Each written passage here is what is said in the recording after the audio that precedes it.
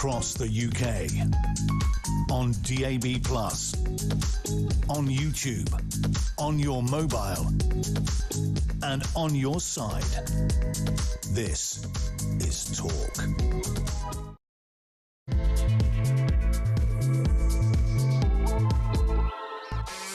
There you are, good afternoon and welcome to Drive Time right here on Talk. I'm your host, Kevin O'Sullivan, and I'll be with you for 3 powerhouse hours of news, views and topical debate. Get involved, get stuck in, get it off your chest, get on the phone and call me on 03444 99 1000, or you can WhatsApp voice note me on the same number and I promise to play your message out. It is Wednesday, August the 12th. Here's what's coming up. As millions of furious Brits demand a state of emergency over the rapidly escalating migrant crisis, Andy Burnham does indeed call an emergency Cobra meeting about the weather. Great. Meanwhile, Labour doubles down on the chronically out-of-touch Prime Minister's categorising the asylum seeker debacle as an issue of class warfare and somehow thinking the whole nation will get right behind his bizarre plan to dump more illegal foreign young men on unsuspecting middle-class communities. Poor, dim Andy just doesn't get it, does he? Why can't our unelected Supreme Leader understand that we're not interested in this gormless government finding new and interesting places to put the illegal migrants they continue to let break into the country in their thousands? We want him to stop the boats. Why is that so hard for Andy Pandy to comprehend? 03444 99 1000. In other news, in an unprecedented show of solidarity, all 48 of Britain's police chiefs demand that Burnham puts the blocks on the early release of PC Andrew Harper's killers. The bosses of Jersey Police and the National Crime Agency also signed the letter to the Prime Minister. Now, will he finally do something to keep these two scumbags behind bars? Because, trust me, folks, for all the spin we're getting, at this point, those two thugs who killed Andrew Harper will be released next month. The government hasn't done anything about this. He keeps saying, oh, I'm confident we can do something. I'm confident. No. They've done nothing. They've got to come up with a plan. So will he now finally do something to keep these two scumbags behind bars? 03444 99 1000. Also, on today's action-packed show, shocked villagers look on helplessly as their village hall is converted into homes for asylum seekers. The embarrassment of the European Athletic Championships with empty stands as fans steer clear thanks to astronomical prices. Park and ride bus fares to Birmingham's Alexander Stadium costs £22.50. There's no parking near the stadium, so you have to do that park and ride thing. That park and ride thing, £22.50.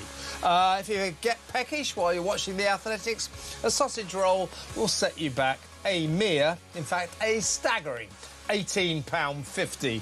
Competing athletes are furious that this once prestigious event has turned into a washout.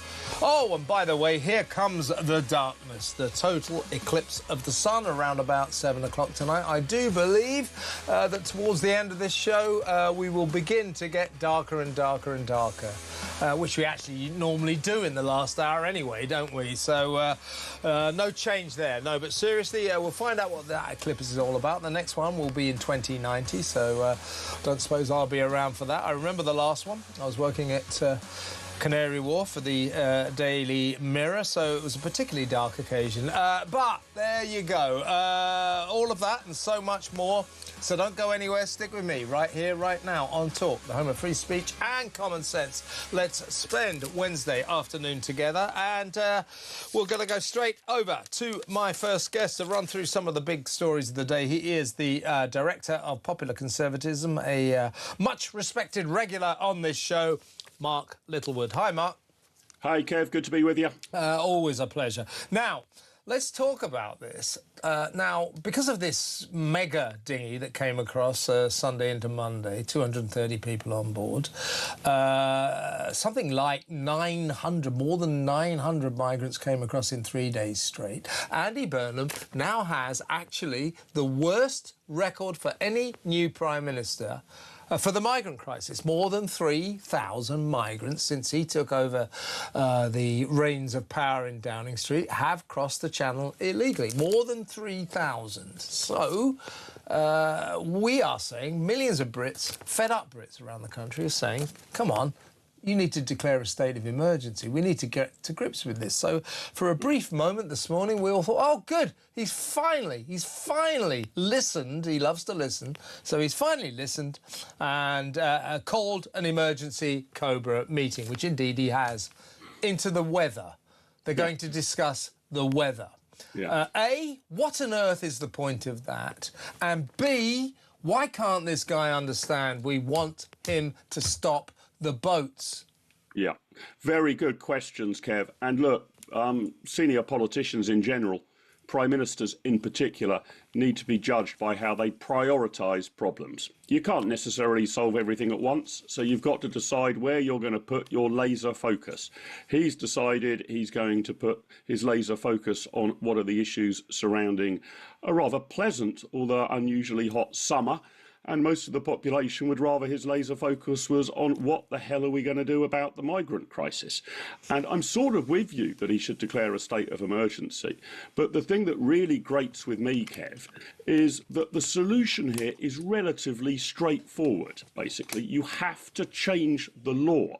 We have to make it very plain that if you enter the country illegally, you cannot claim asylum. I think we've got to roll back all of the Human Rights Act that pertains to this and leave the European Convention of Human Rights. And we've got to make granting asylum a political choice for the Home Secretary or the Prime Minister of the day, not one that's adjudicated through endless procedures in the courts. We also need to make it plain you won't receive anything when you're here as an asylum seeker. We will detain you and then deport you. I mean, it would take a little bit of time to put that in place, but, you know, days to start to put that in place, weeks perhaps for it to have an effect. But Andy Burnham simply isn't willing to reach for that lever. Although we no longer have a human rights lawyer running our country, we are still run by a party which is absolutely addicted to the human rights way of looking at the world. And so as long as we keep the legal framework in place that we have at the moment, this problem is going to keep coming and it's going to get worse and worse and worse. And frankly, there's little point in Andy Burnham convening a meeting unless he's willing to change the law to deal with it. And to all intents and purposes, he isn't. Shabana Mahmood might be willing to tinker with the law, but we need a huge amount more than that to get a grip on this. And I'm afraid that ain't coming anytime soon. It's just bizarre. He's announcing today that disposable barbecues, banning them might be under consideration. We don't care. We really don't care. We want you to talk about the issue that concerns this nation the most, the migrant crisis. I know you don't want to talk about it, Andy, but we demand that you do. And stop assailing us with what you have for breakfast at Greg's. Nobody cares. Stop assailing us with Smith's songs. You know, we don't care. We want you to do your job, and you're not doing your job at all well. By the way, this listening tour of Britain, I haven't seen any sign of it so far. Have you? Who is he listening to? Where is he? Yeah, I agree. I haven't seen this cost of living tour, wasn't it, that he was going to do? And look, you know, I mean, it's not difficult to listen to the people. I mean, you can go and visit somewhere and sit down in a pub or a cafe and actually talk to a few people for the purposes of a photo opportunity. But the data's out there. I mean, opinion poll evidence comes at you thick and fast on a daily basis. You know what people's concerns are, and it doesn't take a genius to work out what you need to be addressing.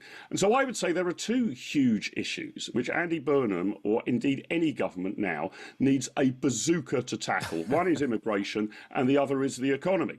And what we're seeing... The national debt. Yeah, I mean, exactly. you and I discussed this the other day, didn't we? That in order to service our national debt, which has now soared over £3 trillion, I heard you the other day brilliantly explaining that it took us about 350 years to get to the £1 trillion national debt mark, and then about another 10 years to get to 2 years to 2 trillion, and now 6 years to get to 3 trillion. So we're going up rapidly, but this is the shocker. Just to put it in terms, to service that debt, this isn't to repay it. This is essentially to pay the interest, to service it, is costing this nation £3,488 per second, nearly £3,500 per second. That is a crisis. He shouldn't be listening to people about the cost of living. He should be in his office working out how to get that debt down, because it's going to drag us down soon, isn't it? Yeah, that's right, Kev. And the fact is, it is to some degree a cost of living issue, because the biggest cost of living faced by a large number of households, not all of them, but by a large number, is your tax bill. And that debt is being serviced out of the taxes you pay, right? One reason our tax bill is so high is we are paying more on servicing the debt. And again, I want to underline, we are servicing it. We're not paying a penny of it off. We are merely servicing it. We're spending more on that than we are on the education budget. And that comes out of our taxes. I mean, ridiculously, we are now borrowing money also to service the debt, right? I mean, this really is a doom loop. So, yeah, we've got to, you can't solve this in 5 minutes flat, but you need to bear down on government spending to have any hope of this problem not exploding out of control. And again, the Burnham administration's approach to these things is minimal and trivial. As you say, a ban on disposable barbecues. Well, OK, I get people are worried that there's a fire risk at the moment because everything's very dry. But, I mean, seriously, the regulations will be so complicated around this. When is a barbecue disposable and when is it partly disposable and when is it undisposable? Some lawyers are going to have to write all that up. We need much, much bigger picture thinking. He is fiddling while Rome burns at the moment. We'll cap bus fares at £2. We might find a little bit of a way to get business rates down on pubs. But these are tiny little fiddly measures when the economy is in a hole and showing no real prospects of growth, and that the migrant crisis is still a crisis. No big picture answers to that. Lots of very small piece fiddly things coming out day after day. It's as if Andy Burnham basically thinks all is well in Britain at the moment. Just needs a little bit of tinkering, a nip here, a tuck there, and everything will be right. Well, I'm afraid the surgery we need is much bigger. Video there, exactly right. And now we know that Keir Starmer was notorious for being economically illiterate. But I think Andy Burnham is the same. I just don't think he has any conception of what danger we are in with this soaring national debt. As you say, he's from the Socialist Labour Party. They just do believe in the magic money tree. They just think there is always money available for all of their madcap schemes. Well, listen, let me urge you on a little bit here, Mark. Let's talk about this reform problem, which is interesting. Zia Youssef, the sort of shadow Home Secretary, the Home Secretary spokesman for Reform UK, former chairman, of course. He has on Twitter described the former Tory Defence Secretary, Ben Wallace, as a traitor to Britain and a moron. Now, I don't like the language police. I don't like all that nonsense. But you can't say that. You mustn't use that kind of language. Oh, no. I think that's rubbish. Say what you like, basically. But I do think that if Reform UK had to be taken seriously as a party, Zia Youssef, who's a very clever guy who I've got a lot of time for, brilliant media performer, but this was the tweet of some kind of childish adolescent. And it is not becoming of a serious political party. Nigel Farage has slapped him down. But if they're going to do this, it will not behove Reform well. It does not do Reform any favours, this kind of thing, does it? Yeah. I think that's exactly right. And again, Kev, I wouldn't ban any of this language. Senior political figures should be able to pretty much say whatever they like, whenever they like. But I don't think it reflects well on Reform. Reform have managed to get to the sort of position they're in by raging against the machine. Nigel Farage has been brilliant at tapping into the discontentment, often even the anger, sometimes even the fury of the British people about how badly they've been let down by the political establishment, and has managed to put the Reform UK flag in the ground as a kind of rallying standard to which large numbers of people have flocked in a desperate desire, but with a very sincere hope that the present political establishment can be defeated. And it's been a miraculous increase in support around that. But if you want to take the next step into government and to portray to the British electorate that you really are serious and sober about sorting out the problems that this country faces, then to call Ben Wallace a traitor is He's a soldier. He's an ex-soldier, for God's sake. Let's look at what traitor means. It means that you were willfully and deliberately seeking to undermine your own country. That is just an absolutely absurd accusation against Ben Wallace, and he is no moron either. I think you can provide a much better diagnosis of the failures of the last Conservative government, that they basically got consumed by the blob. They lent in too easily to the advice they were receiving from quangos, from NGOs, from campaign groups, from left-leaning civil servants, from lawyers, and they just got consumed by it. So very little happened. The country moved in an unconservative direction over the time that the Conservatives were in office. That needs to be the jab of the attack. I think if you just rage against anyone who has been anywhere near power... Don't call them names. Cite exactly. facts. Cite facts. Exactly. Not a great moment for Reform UK. But before you go, Mark, it is poor Anne Widdecombe's funeral today. There'll be a public memorial service later, but today is a private funeral for friends and families down in the West Country. A few words from you about what we've lost in Anne Widdecombe. She's been described as a kind and warm politician, and I think she was. We've lost a special person there. We have lost a special person. I've met her quite a few times in television studios up and down the land. I didn't get to know her well, but I'd known her for a long period of time. Definitely right. A very kind woman. Not a wicked bone in her body at all. Really encouragingly, and unfortunately a rarity now in modern politics, willing to engage with and treat with an open heart people who fundamentally disagreed with her, and was willing to actually engage in proper and serious debate about that. And it's absolutely ghastly what has happened to her. I try not even to think about it.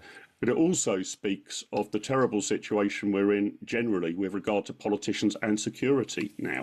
And we don't seem to be stepping up to that in terms of cracking it, providing the sort of support that's needed. You can't stop every single incident, but we've lost in Anne Widdecombe not only a kind of one of a kind in terms of her openness and kind-heartedness, but do you know what? We need more cantankerous contrarians in our public life. Cantankerous contrarians are vital for public debate, and by God, she was one of those. And they certainly broke the mould when they made her, and we won't see her like again. But I hope that we will see people emulate the way that she engaged in public debate again. We need them. Yeah, exactly. She in some ways, she reminds me of Rod Liddle. Douglas Murray wrote a great piece, a tribute to Rod in The Spectator this week. And he introed off by saying, most of us think we say most of us believe we say what we think. But if you think about it, we don't. Most of us are frightened to say many of the things we think in case we get cancelled, in case we cause offence. So Rod Liddle wasn't frightened. He said exactly what he thought, and so did Anne Widdecombe. So we've lost two people who were not afraid to say what they actually think. It got both of them into lots of trouble, lots of times, but we need that kind of independence of thought. Damn right. And that's what we've lost in Anne Widdecombe. So R.I.P. Anne. Hope the funeral goes well. Mark, fantastic to have you on the show, as always. Thank you so much. Mark Littlewood, Director of Popular Conservatism there. Let's go to break. When we come back, Robert Bates, the Research Director at the Centre for Migration Control, will join us. We need to talk about the mega dinghies. We need to talk about Andy Burnham's bizarre plan to dump more and more asylum seekers onto middle-class communities. He has no plan to stop the boats, no plan to reduce the numbers of asylum seekers. He's just going to dump them on middle-class communities as if they haven't been dumped on middle-class communities already. This is not a class issue, is it? Unbelievable the way this guy manages to turn the migrant crisis into a class warfare issue. He just doesn't get it, does he? What is wrong with this guy? He just doesn't understand this problem. 03444991000. We'll talk to Robert Bates next. Stay tuned.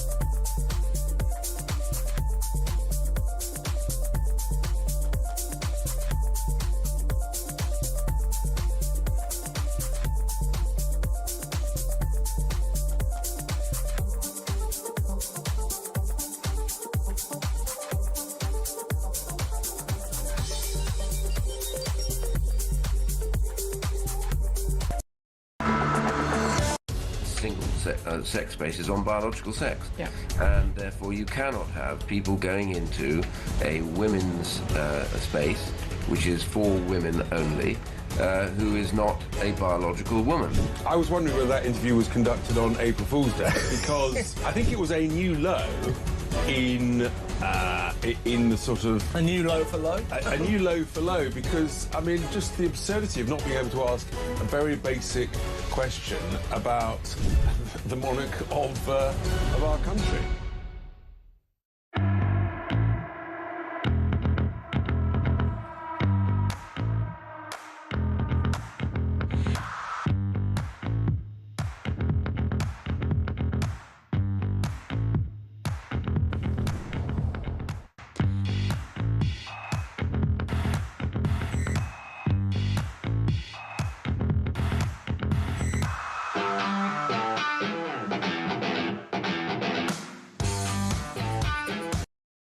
Across the UK, on DAB+, on YouTube, on your mobile, and on your side.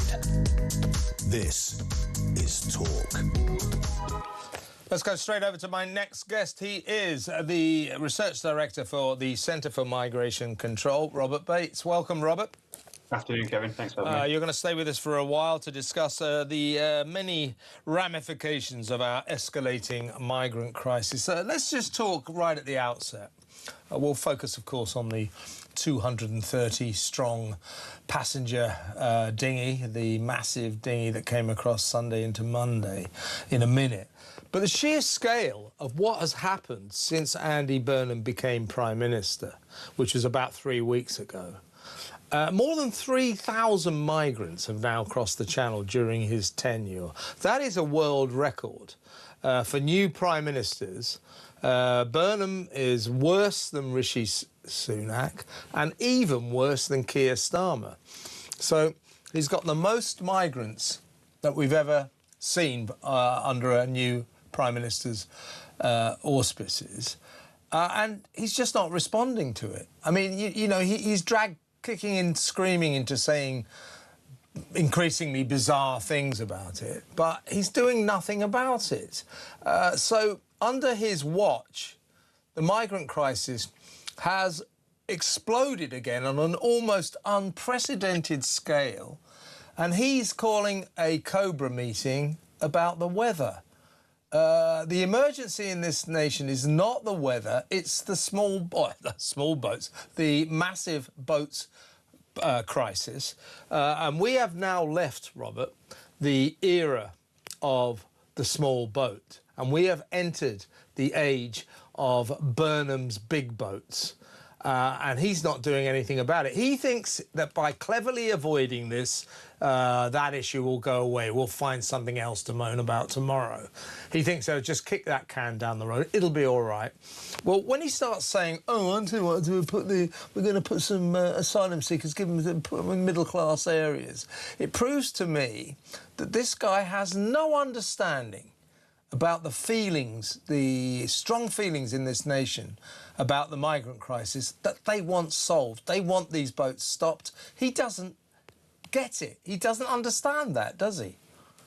Well, he doesn't get the concern of the voters, two-thirds of whom want all illegal migrants detained and deported, but also actually his comments on moving asylum seekers to more affluent areas is ludicrous and just betrays a real lack of understanding of the pull factors that are actually driving the surge of people coming across. Because migrants will be sat now on the northern coast of France, and the British Prime Minister has just said to them, "We will continue to accommodate them, and actually now we'll start accommodating you in the likes of Knightsbridge and Chelsea and even nicer areas of the country." I think it's a ludicrous statement for him to have made. And you're absolutely right. We have now entered a completely different era when it comes to the small boats crisis and the use of the mega diggings. And I think that what that really shows is that Labour's focus on the operational side of things and the kind of chasing after the way that people smugglers work was always doomed to fail, because they would always adapt. And what they have done is they've focused all their energy on trying to disrupt how the modus operandi and the means to which they do things, but neglected completely what is the most important, the central part of stopping the boats, which is to put in place a strong deterrent. There's been no significant investment in the immigration detention estate. There's been no significant effort to actually deport small boat migrants, and the best they can come up with is a commitment to try and increase the number of removals by 4,000 a year, which would still leave us way below what we used to see in the 2010s and the 2000s. So this is a Labour government that are focusing on completely the wrong part of the equation. I do think also it is worth noting that, and I think it's astounding that the comms teams of centre-right parties aren't screaming this from the rooftop, which is that Andy Burnham is an individual who, whilst in Greater Manchester, and no one was really paying attention to what he was saying, was consistently calling for channel migrants to be given the right to work. Another huge pull factor. He's consistently called for the newcomers to be given access to social housing and welfare. Another huge pull factor. So this is an individual who spent the last decade really contriving every single way to roll out the red carpet even more, and has no idea actually what is needed to stop the flow. Yeah, he's got his response to the migrant crisis is a stupid socialist response. Give them free jobs, give them social housing, safe routes. We're not interested in safe and legal routes. We don't want any routes. Now, this middle class thing as well.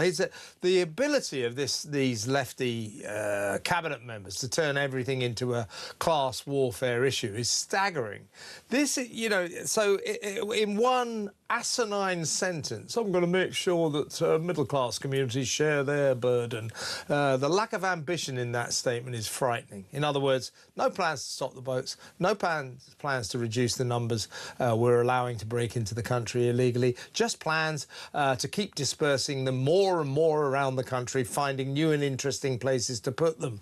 No plans to solve this really worrying crisis. But if you think about this thing about middle class, it's about time the middle classes shared their burden of responsibility. Well, OK, the truth is that most asylum seeker centres, be they hotels or, converted RAF bases or whatever, are, and HMOs, houses of multiple occupation, are in deprived working class areas because property in those areas is cheaper.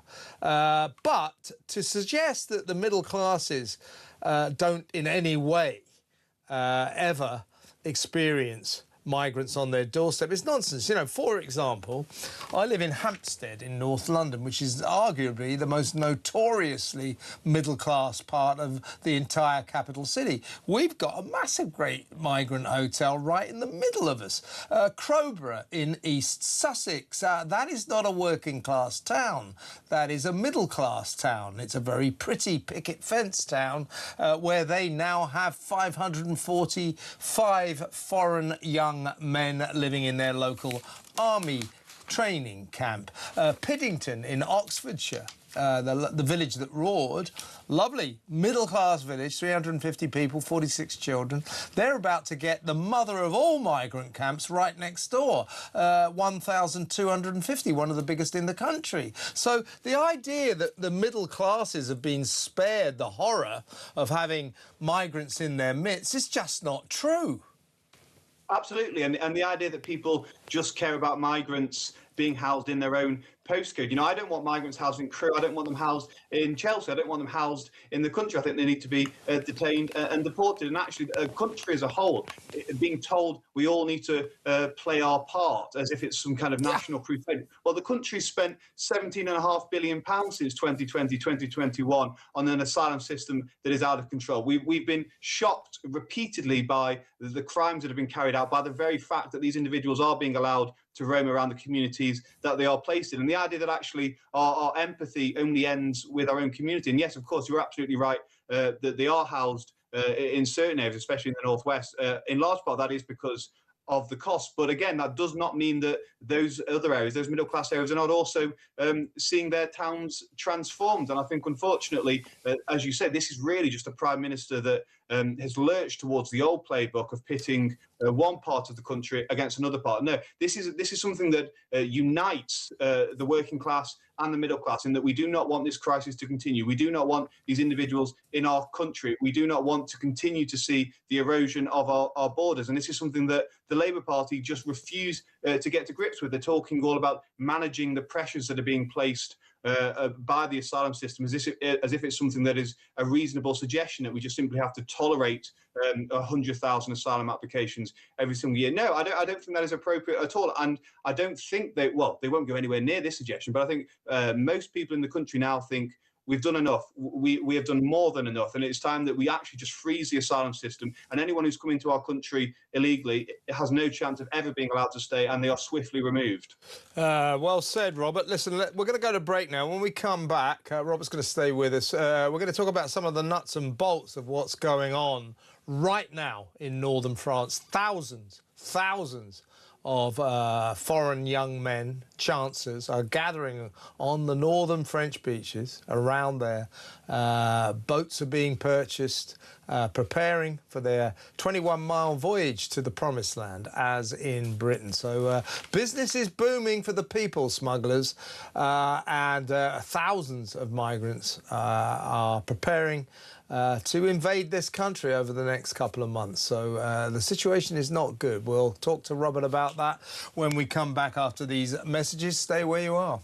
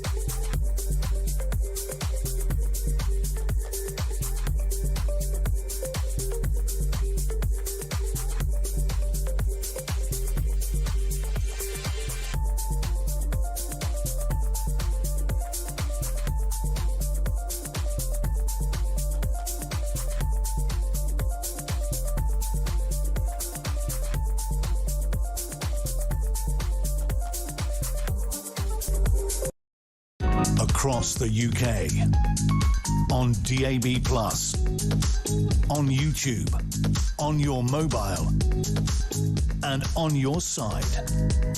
This is Talk. Welcome back. I'm still with Robert Bates, the Research Director at the Centre for Migration Control.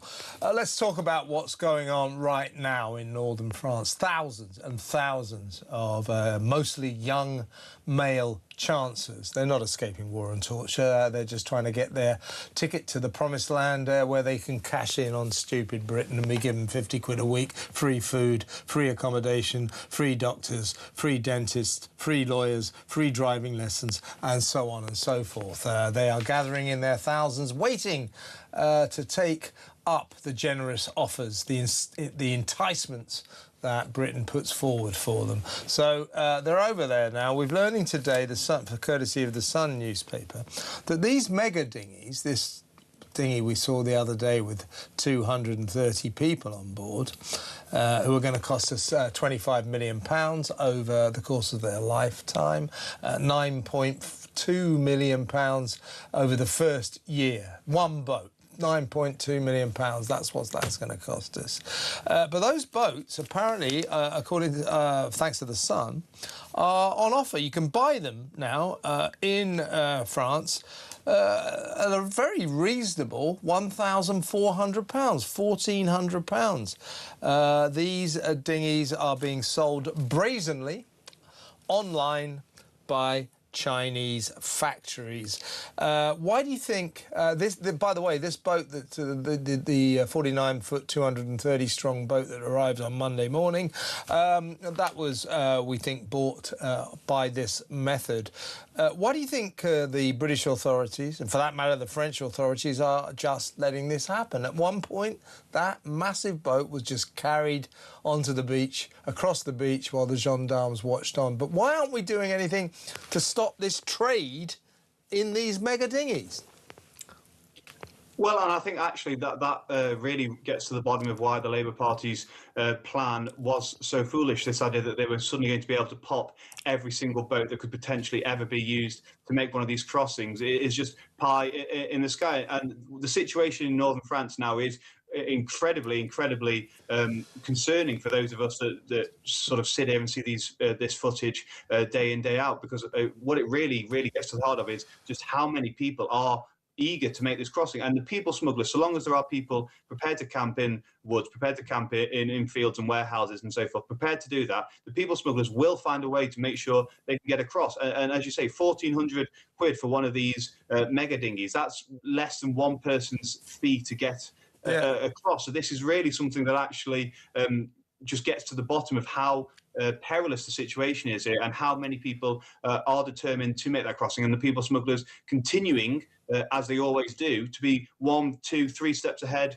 of the authorities. And I think actually the French police now are at this point where they've talked themselves into it being an unsafe situation for them. The unions are incredibly militant over there, that actually there is no chance now of them at this point taking any decisive action to crack up these towns. And I do feel very sorry in a way for the small hamlets and towns and villages in northern France who, through their own government's failures to actually play ball, but also in large part because of the British government's failure, now have their whole areas completely transformed. And I think this is really actually something that the British government, if it had any tact or aplomb about it, would be making much more of with the French authorities. That actually you've got a huge domestic problem here as well. But as for, I remember a few months ago we used to see press releases when a few small dinghies have been found in a warehouse in Germany and confiscated. But you're literally competing with the productive capacity of the Chinese state. If you're hoping to clamp down and make sure that no dinghies ever available ever again, it just simply isn't possible. And this again comes back to the point I made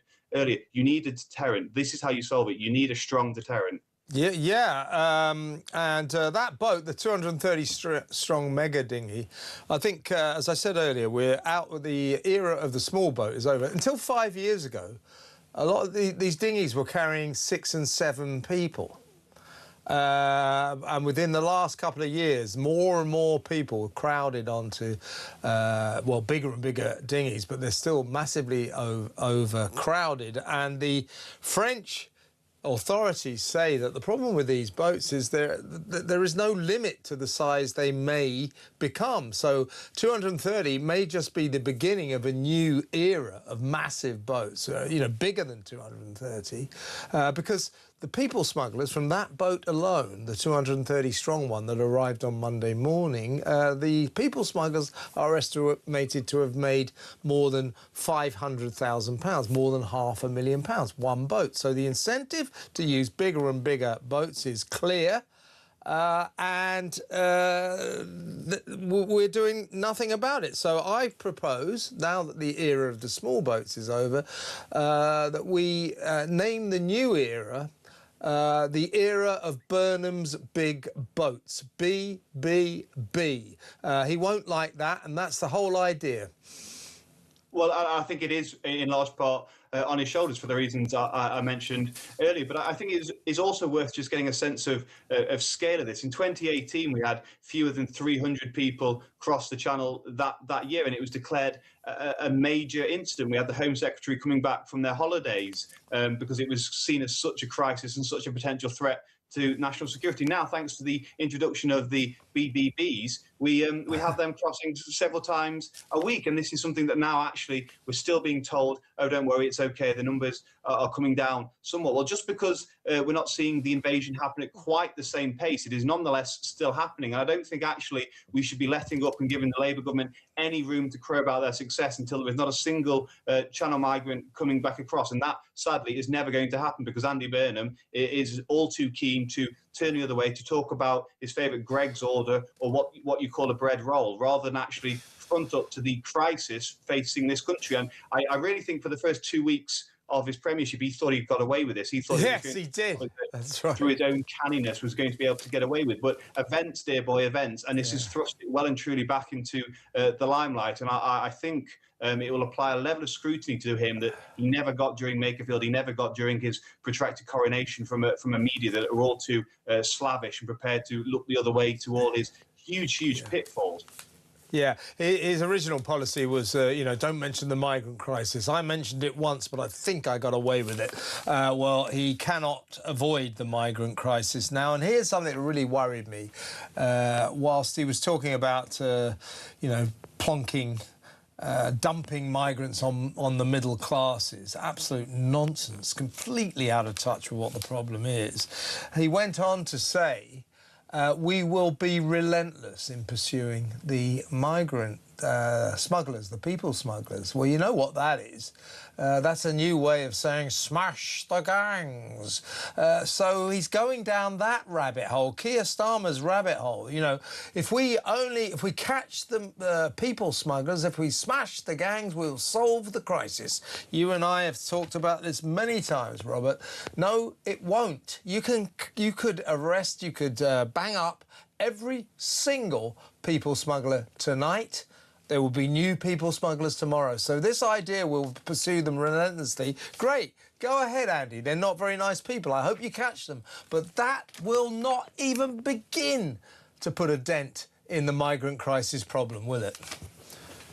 Not at all. You know, there are very high-profile instances of, you know, the biggest people smuggler finally being jailed, but then a couple of weeks later, his lieutenant stepped up to the plate and has just inherited the empire here. So we're trying to actually play catch-up with people that are frankly far more willing and intelligent than a lot of people in Whitehall to continue this trade. And I think it is just so frustrating for so many people here now in this country. You can see the many obvious solutions to this problem, which is the detention and deportation. But it is also actually, I think at this point now, turning boats back, taking boats back to France. I think that is now at the point where it is inevitable. It has to happen to, again, get this message home. But instead, what we've got is Andy Burnham effectively acting as a recruiting sergeant for the people smugglers and actually providing them with brilliant marketing material that I've no doubt will be already finding its way around the Telegram groups, the WhatsApp groups and onto social media. This suggestion that we're going to continue, because that is also what he was doing with the statement he made yesterday, making a recommitment to continue to honour the perceived obligations that we have towards asylum seekers to make sure they are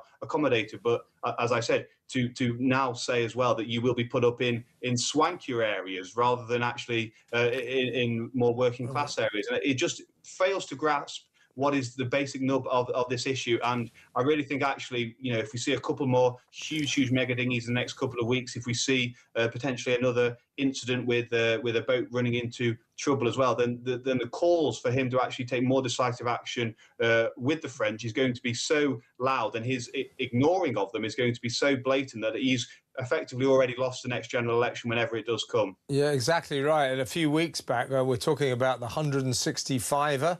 That came 2 weeks ago, 2 Fridays ago. Now the 230er. Well, we're forgetting that I think about 3 weeks ago, there was a 173er that burst into flames and everybody had to be saved.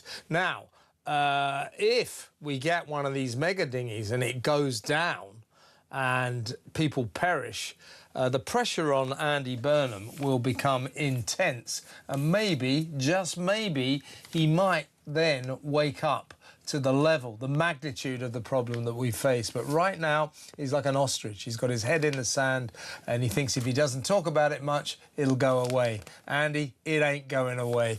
Robert, fantastic to have you on the show, as always. The brilliant Robert Bates there, the research director at the Centre for Migration Control. When we come back, we're going to talk to former counter-terrorism cop Chris Phillips, because something unprecedented has happened. The campaign to keep those 2 scumbags who killed PC Andrew Harper behind bars, not to release them in the prison early release scheme next month.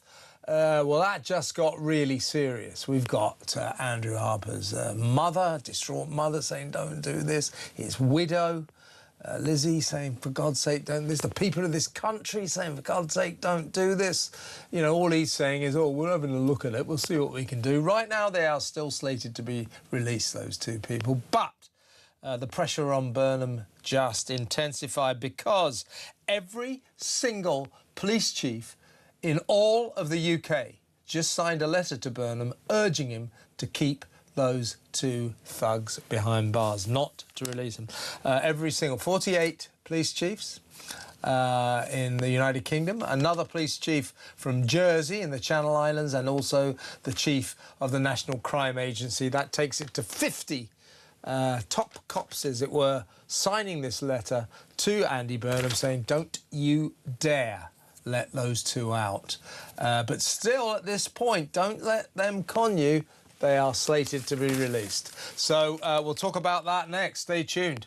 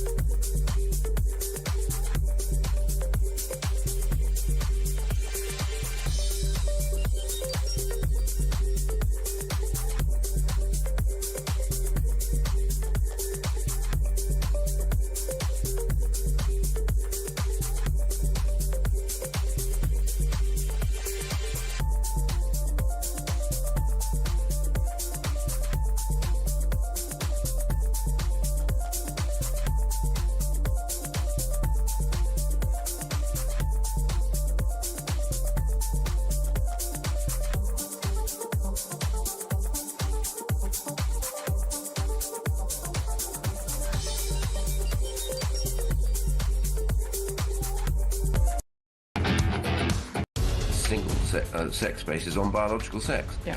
And therefore you cannot have people going into a women's space, which is for women only, who is not a biological woman. I was wondering whether that interview was conducted on April Fool's Day, because I think it was a new low in the sort of... A new low for low? A new low for low, because, I mean, just the absurdity of not being able to ask a very basic question about the monarch of our country.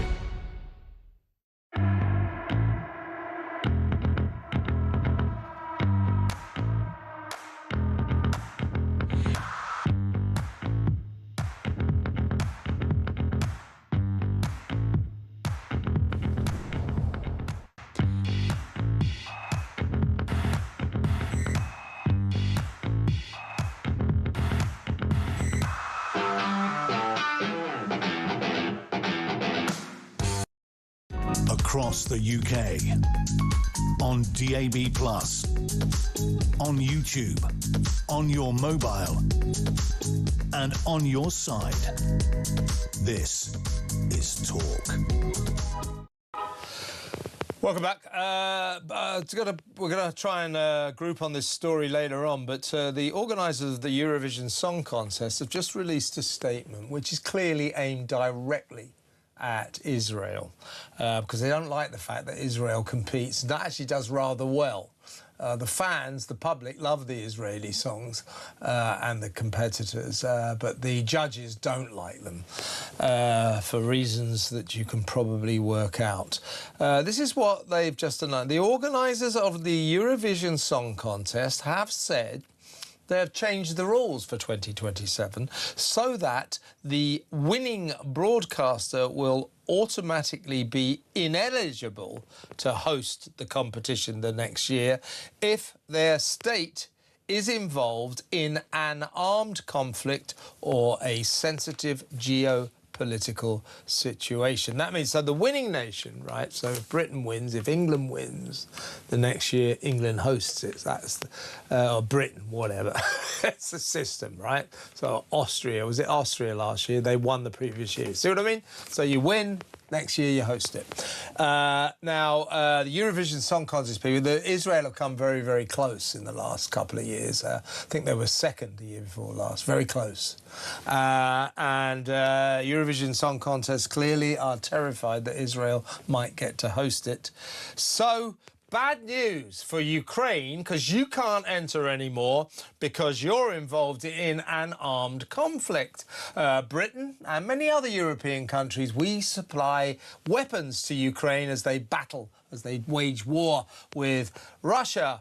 That means we, Britain, France, Germany, Spain, we are involved in a sensitive geopolitical situation. So these Eurovision Song Contest morons think they are precluding, extracting from the equation Israel. Well, actually, if you take the words of their asinine statement, we'll have to drop out, so will France, so will Germany, and on and on. Ukraine.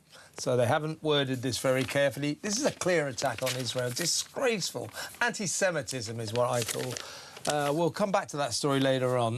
Listen, we haven't got long time for this, but let's get through it. This is the story of every single police chief writing to Andy Burnham to demand that those two scumbags who killed PC Andrew Harper should not be released next month in the prison release scheme. Let's talk to former head of National Counter-Terrorism, Chris Phillips.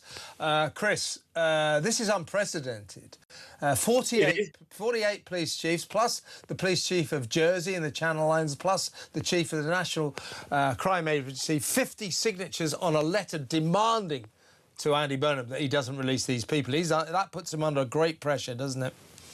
Yeah, it is unprecedented, and I say not before time. I think the depth of feeling within policing about these, as you call them, scumbags, it shouldn't be underestimated. And for the police officers to do this, highly unusual. And I would say they should have done this years ago when the police forces were being asset stripped.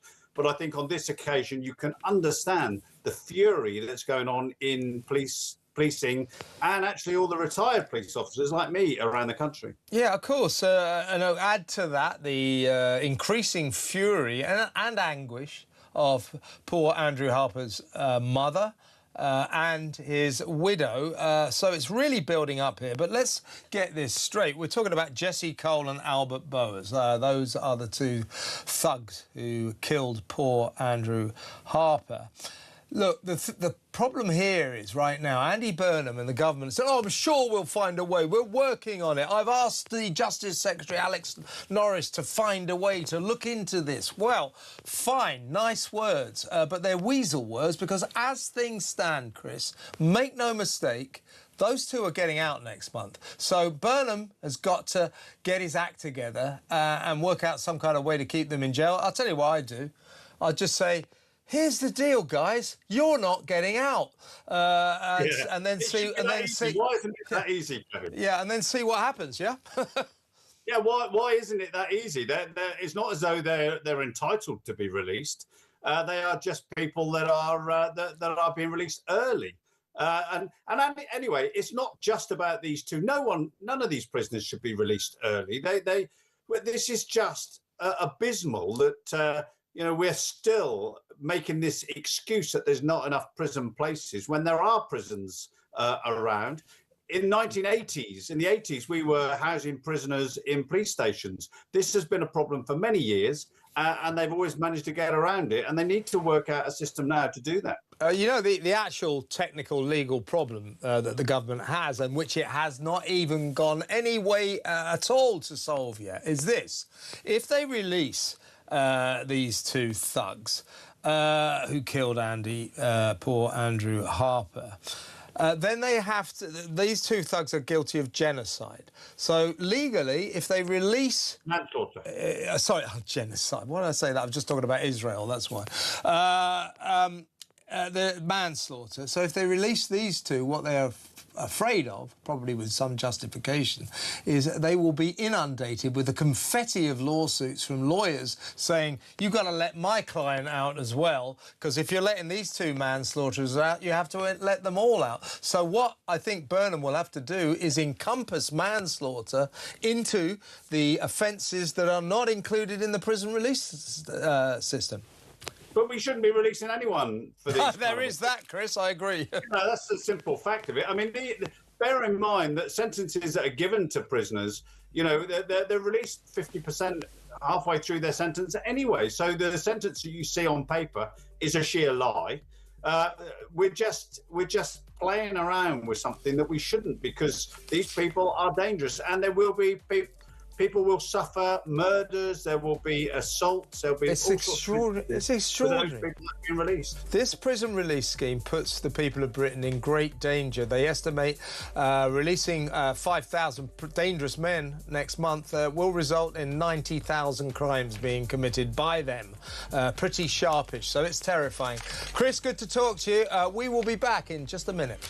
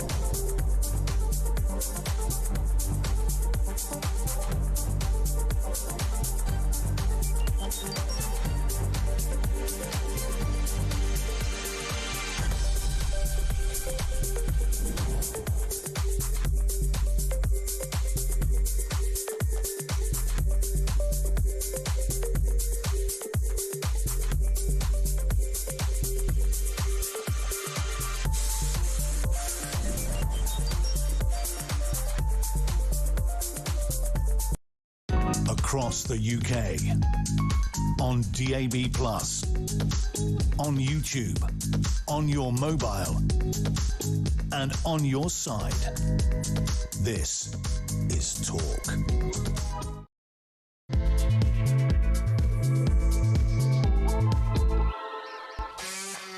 Welcome back. This is the second hour of this extremely eventful edition of Drive Time. It's going to get even more eventful in about an hour because we're going to be plunged into darkness for the total eclipse of the sun. The first one since 1999 and the last one until 2090. So I, for one, won't be around for the next one, but I do remember the last one. So that's going to happen. I think in about an hour, I think we're going to start getting darker and darker and darker. And I'm talking about the weather, as I said earlier. Usually we start getting darker and darker and darker on this show in the last hour anyway. But we'll get a guest on fairly soon to tell us all about the eclipse. What is it? How you can watch it without turning yourself blind, all that sort of thing. So that later, the eclipse of the sun later, the total eclipse. But in the meantime, let's talk to my next guest, go through some of the big stories of the day. He is the campaign director at Net Zero Watch, Maurice Cousins. Welcome, Maurice. Hello, how are you? I'm good. Good to have you on the show. Well, I was saying earlier that a lot of people in this country, I would say the majority of this country, have been begging Burnham to call an emergency, a national emergency, to stop the boats, to deal with the rapidly escalating migrant crisis, which seems to me to be spiralling out of control. And for a brief moment this morning, I think millions of us looked at our newspapers and said, "Ooh, he's finally seen the light. He's called an emergency Cobra meeting." But unfortunately, it's not into the migrant crisis, it's into the weather. And alongside this very important emergency meeting of Cobra, God knows what they've talked about, but they have met. He has announced, Mr. Burnham, that he's considering a ban on disposable barbecues. So there you go, Maurice, all our climate crisis problems solved in one fell swoop. This guy gets his priorities seriously wrong, doesn't he? And what do you think? What are they discussing in that meeting? If I went to that meeting, this is what I'd say. I'd sit there and say, look, why don't we let's all go down the pub, have a pint or go and have a cup of coffee, save ourselves some time, because in about 7 days, 8 days, it'll start pissing with rain and we don't have to worry about it anymore, right? Well, I think, the first thing that we should all acknowledge is that, we have been going through a rather hot spell in the last few weeks, and there's no denying that. And I know. Can you hear me? Yeah, of course. Yeah. There's no denying that, and I think it is probably appropriate for the government to consider, how various issues, whether it's to do things like with water shortages or whether or not there are vulnerable people that may be, affected by some of the heat. I think my main objection to the way in which this is sort of discussed and treated, not just by politicians but also in the media, is what are we supposed to do about this? I mean, there's certainly questions that you can do around saying things like adaptation and what the UK can do to adapt to a more warmer climate. But if it's being used to essentially advance the government's statutory net zero policy, that's where I would part company, because it's not entirely clear. In fact, there's no evidence at all that we as a country, by going further and faster on decarbonisation, has any effect at all on global emissions or on the global climate. And I fear that that's what it's being used for by some in the media and in politics, that it's being used cynically to just basically double down on the further and faster approach that Ed Miliband would like, and his successor, Miatta Fahnbulleh, would like us to do. Yes, and Miatta Fahnbulleh, the deep-seated socialist who sends all three of her children to very expensive private schools. We'll leave that one hanging in the wind. But let's talk about the dirty little secret that people like Burnham, the authorities, the scaremongering climate change obsessionalists, the dirty little secret they don't want us to talk about, and that is nearly everybody in this country is absolutely loving this summer. It's a fantastic summer and people are having a whale of a time. I, for one, love it. So keep it coming as far as I'm concerned. We're not allowed to say that anymore. We're not allowed to enjoy a nice summer. What's gone wrong with us, Maurice? I mean, I do agree with you. You know, like, look, many of us have to pay good money to escape Exactly. escape this country during the summer to go to other places. Now, look, I am not in any way trying to sort of minimise the climate change or anything else like that. However, I do find some of the ridiculous responses to this a little bit frustrating, and I don't think it actually serves climate change activists' cause any favours to continually demonize a hot spell. Nobody's listening, Maurice. No, they think that they're putting the nation into a state of terror. You know, oh my God, look at it, the nation's, we're on fire. It's some global warming. Oh my God, it's happening. It's a catastrophe. People aren't listening. They're going, thanks very much. We're off to the park. We're off to the beach. We're off to the pub. Yeah, I mean, you'd think that we are the hottest country in the world ever, the way in which it's sort of talked about. I mean, I'm sure, like you've been to very hot countries as well. I mean, I was going a few years ago when I was in the south of Italy, where they hit the temperature of about 50 degrees. Yeah. And gosh, you felt that. We haven't hit anywhere near that. So, you know, I don't quite understand why we have this sudden. And again, someone mentioned earlier on today that the train services are going to shut down. And I've been in southern Italy when trains have been operating at temperatures that are much higher than this. So I don't quite grasp why we have this meltdown every time there's a sudden spike in temperatures. Because scaremongers get off on it and the climate change obsessionists use it as a stick to beat us with. But it's not working, Maurice. It's just... Again, it's these things, they just distract, because what it's often about is to just reinforce us going further and faster on, you know, banning new oil and gas licenses or mitigation, any of these sorts of things, rather than actually having a grown-up conversation around how do we adapt. And things like air conditioning, what could be done around building, encouraging more crops that can be resistant to warmer climates. Yeah. That sort of stuff, or building more reservoirs, those sorts of things. You know, practical discussions instead of actually just having a meltdown when. Maybe go and get an ice cream. Exactly right. So I say, while Burnham and the gang are saying, "Oh, look at Ellen Miliband. Oh, look, we're all minimising. Yeah, we're all going to die." Yeah, thanks very much, Ed. We're all off to the beach. We're all off to the pub to enjoy this fantastic weather. Now, but just before you go on, I mean, I think it is really, really important for people to remember this: that there are more people who die from cold than die from heat. And I think that is a really important, and that's not just, I think somewhere earlier on I was reading about in Our World in Data where something like 9 times more people die from cold than die from heat. And that is the same, by the way, in the hottest parts of the world than in the cooler. Yeah. So, that's something just to put into perspective. That's interesting, Maurice. Now, as you know, our dear leader, our unelected Supreme Leader, Andy Burnham, is off on his very important listening tour of Britain. It's a cost of living tour. He wants to know all about our cost of living problems and what can this government do to help us. This is gaslighting, because we all know what this government could do to bring our costs plunging down.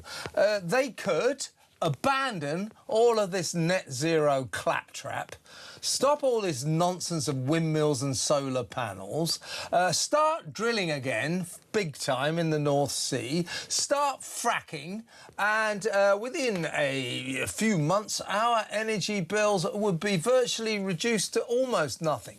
At the moment they are the highest in the Western world, thanks to Ed Miliband's madness, as you say. It's tokenism. We put out less than 1%, Great Britain puts out less than 1% of the world's carbon emissions because we've been so saintly about reducing our emissions. So we are a very good nation when it comes to that. And we all know that even if we started driving, whatever we did, it won't change the global situation. So we are doing this just a virtue signal. So he wants to know, how can we help? How can we help with your cost of living problem? Well, Andy, abandon net zero, start drilling in the North Sea and start fracking. There you go. Cost of living crisis solved. It's pretty simple, isn't it? Yeah, I mean, I find it incredibly frustrating that, halfway through a parliament, the Labour Party needs to do a listening exercise to understand the cost of living crisis. That's what opposition is for. We have had a problem with the cost of living in this country since the end of COVID. It got worse when the Ukraine war happened. But the idea that 2 years into the parliament, they need to be going around the country asking people about what their views are on the cost of living crisis is absurd. They should have done that before the election, and they should have framed their entire manifesto responding to those drivers. You do not have to be an energy expert to understand that energy is the mother of all drivers of your economy. If you make it more expensive, you therefore make everything expensive. And that is precisely what we have been doing. We have got these luxury energy policies that are making our living standards, fall, and are leading to things like deindustrialization. You don't have to be a genius to understand that. But I think there is just one other thing as well, which I do find rather extraordinary. I think his current head of policy, or one of his chief of staff, had come from a think tank called Labour Together, and indeed the chap who resigned the seat, Josh Simons, who resigned the seat in Makerfield, was the former chief executive of that think tank, Labour Together. And just after the election, that think tank published a report that said that the Labour Party was liable for prompt dismissal if they did not prioritise the cost of living crisis.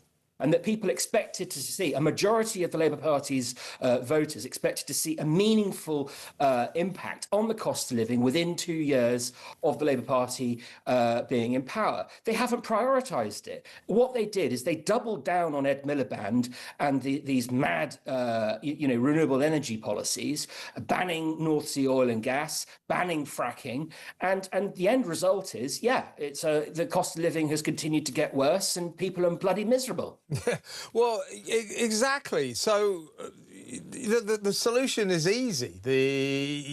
So it's just like the migrant crisis. They just do.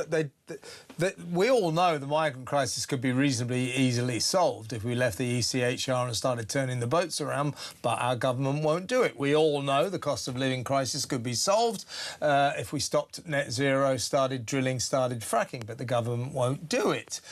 So we are in the hands of ideologues who pursue their political dreams. Net zero, open borders, giving refuge to poor fleeing migrants from war and torture, all of these fantasies. They place their political ideologies above the practical realities of life, the difficulties of life for ordinary Brits. In other words, you and I, we've just solved the cost of living crisis, but they won't listen to that. They're going to carry on with their ideological nonsense. And the price of that is we all suffer and the cost of living crisis gets worse. So his listening tour, unless he listens to that and does something about it, the cost of living is going to get worse and worse and worse. Well, yeah, I mean, I think the single biggest problem in Westminster politics today, it's not just energy, it's across every area. I mean, you touched on immigration earlier. It's a failure to confront reality. Unfortunately, we have known since the Enlightenment that, reality exists independent of both belief and opinion, right? It doesn't really matter what your beliefs or opinion are. There is something called reality that sits outside of that. And unfortunately, for nearly 2 decades now, we have believed that we can run our economy on luxury energy policies, and that there won't be any trade-off to that. Well, there is, and it's now feeding through very, very visibly into people's energy bills. But it's not just energy bills. You go to your supermarket, every time you try to fill up at the pump, it doesn't matter what it is.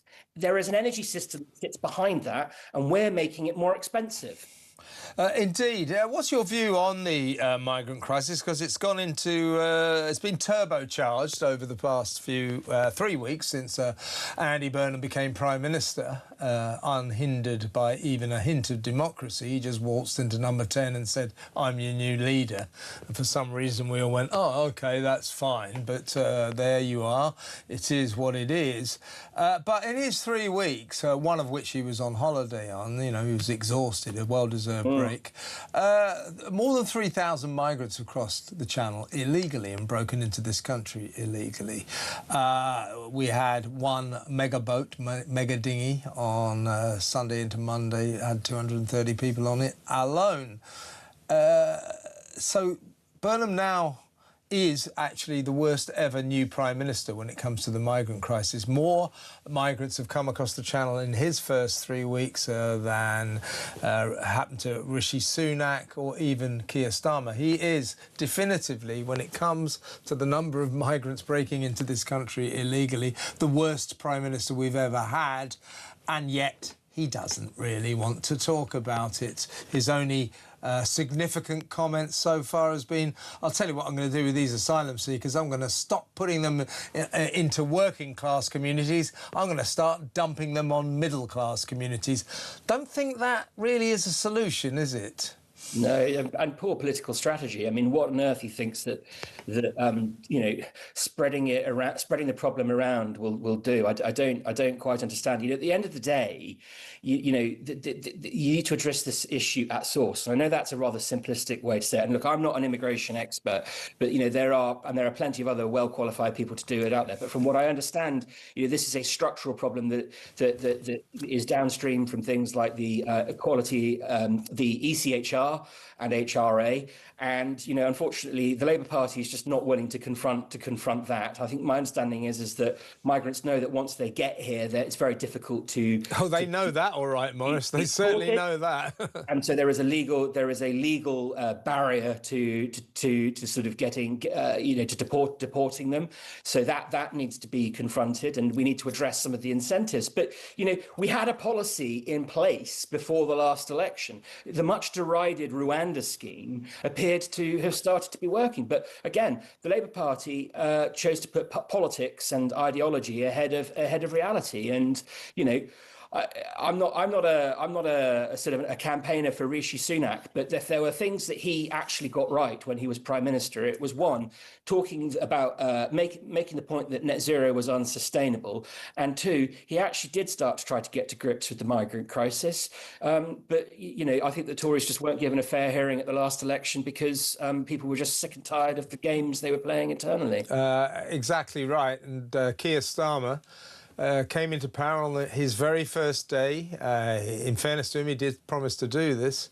God knows why, but his very first day in power, he ripped up the Rwanda agreement, thereby effectively chucking £700 million worth of taxpayers' money down the drain because we'd invested a lot of money. He ripped it up, called it a gimmick, and after that, the migrant crisis just kept on getting worse and worse and worse right up till today, and still this Labour government has nothing like a solution to the problem. They're just accommodating more and more of these young male chancers who come across the Channel.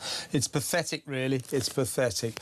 Morris, that was great. Consider yourself now on our roster of commentators. Excellent stuff. Morris Cousins there, campaign director at Net Zero Watch. Next up, Talk's reporter, ace reporter Samara Gill will be in the studio.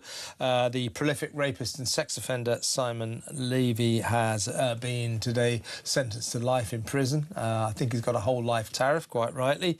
But this was a guy who the police kept releasing, putting on bail. And while he was on bail, he murdered at least one woman, raped another. He kept being released by the cops. And when he was released, he just committed serial, prolific sexual offences, particularly on the London Underground system, where he travelled around on a stolen pass, stolen from a bus driver. And when the police arrested him at one point, he showed them the pass. It was stolen. They gave it back to him and let him go. And then he went off to rape another woman. This is a shocking story of police incompetence, shocking police failure, yet again, I'm afraid. We'll talk to Samara next about that. Stay tuned.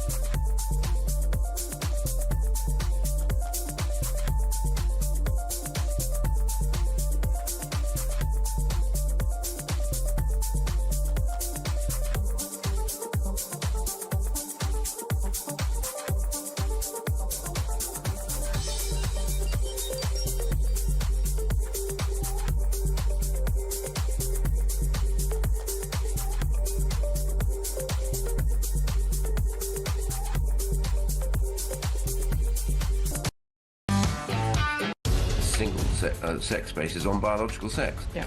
And therefore you cannot have people going into a women's space, which is for women only, who is not a biological woman. I was wondering whether that interview was conducted on April Fool's Day, because I think it was a new low in the sort of... A new low for low? A new low for low, because, I mean, just the absurdity of not being able to ask a very basic question about the monarch of our country.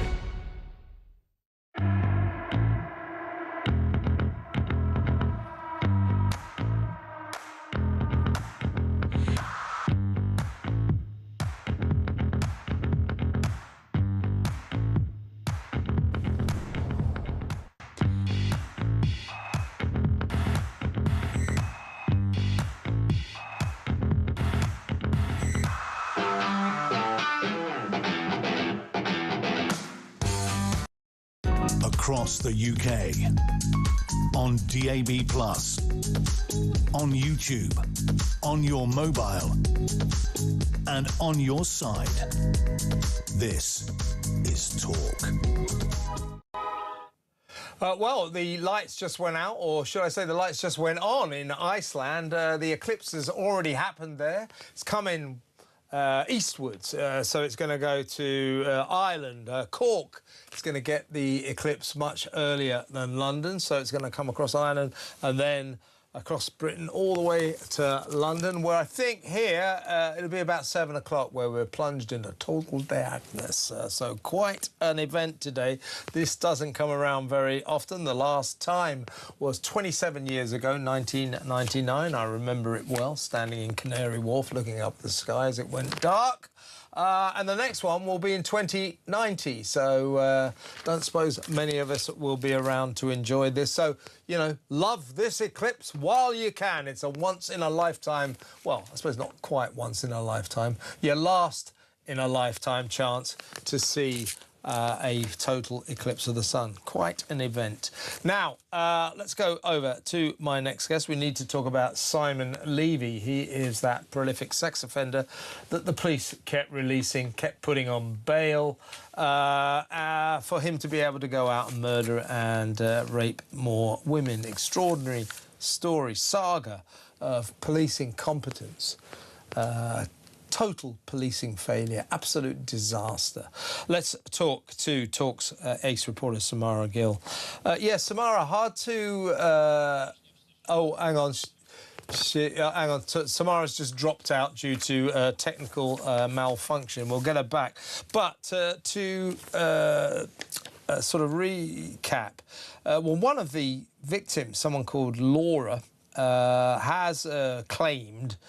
it's not claimed, it's a fact, but she's said that the Met Police and the CPS, the Crown Prosecution Service, could have prevented 2 killings and more sex offences. I think we've got Samara back now. Are you there, Samara?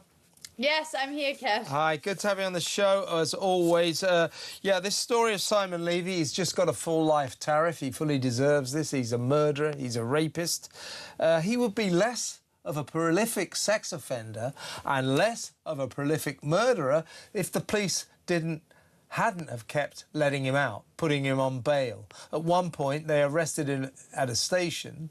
He was travelling around the tube system here in London, sexually assaulting women. They arrested him, asked to see his tube pass, his train pass, which was stolen from a bus driver. And they gave it back to him and let him go. And off he went to commit more rapes, more murders. The police failing here is an utter scandal, isn't it? It is absolutely scandalous, Kev. And, you know, we've seen so many of these cases over the years, but this one really is particularly horrendous because, and you actually, by the way, he's got absolutely, it seems like he's got no remorse because by all accounts, he appeared to smirk today when he was sentenced. So he's clearly a very vile and dangerous individual that should have never been on the streets. But you're right, this wasn't one missed warning sign. This was a conveyor belt of missed opportunities. And the authorities, they didn't actually lack warnings. They got multiple warnings. Warning after warning after warning. He assaulted over 10 women on the tube.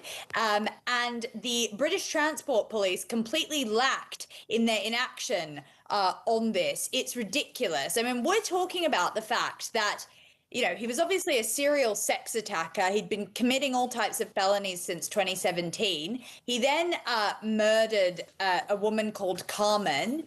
He also murdered, obviously, a woman called Cheryl Wilkins. Yep. And then raped a third woman in a car park in Tottenham. Now, when the woman came and the police found DNA evidence around her clothing and her body, he still wasn't prosecuted after that. Yeah. And in January,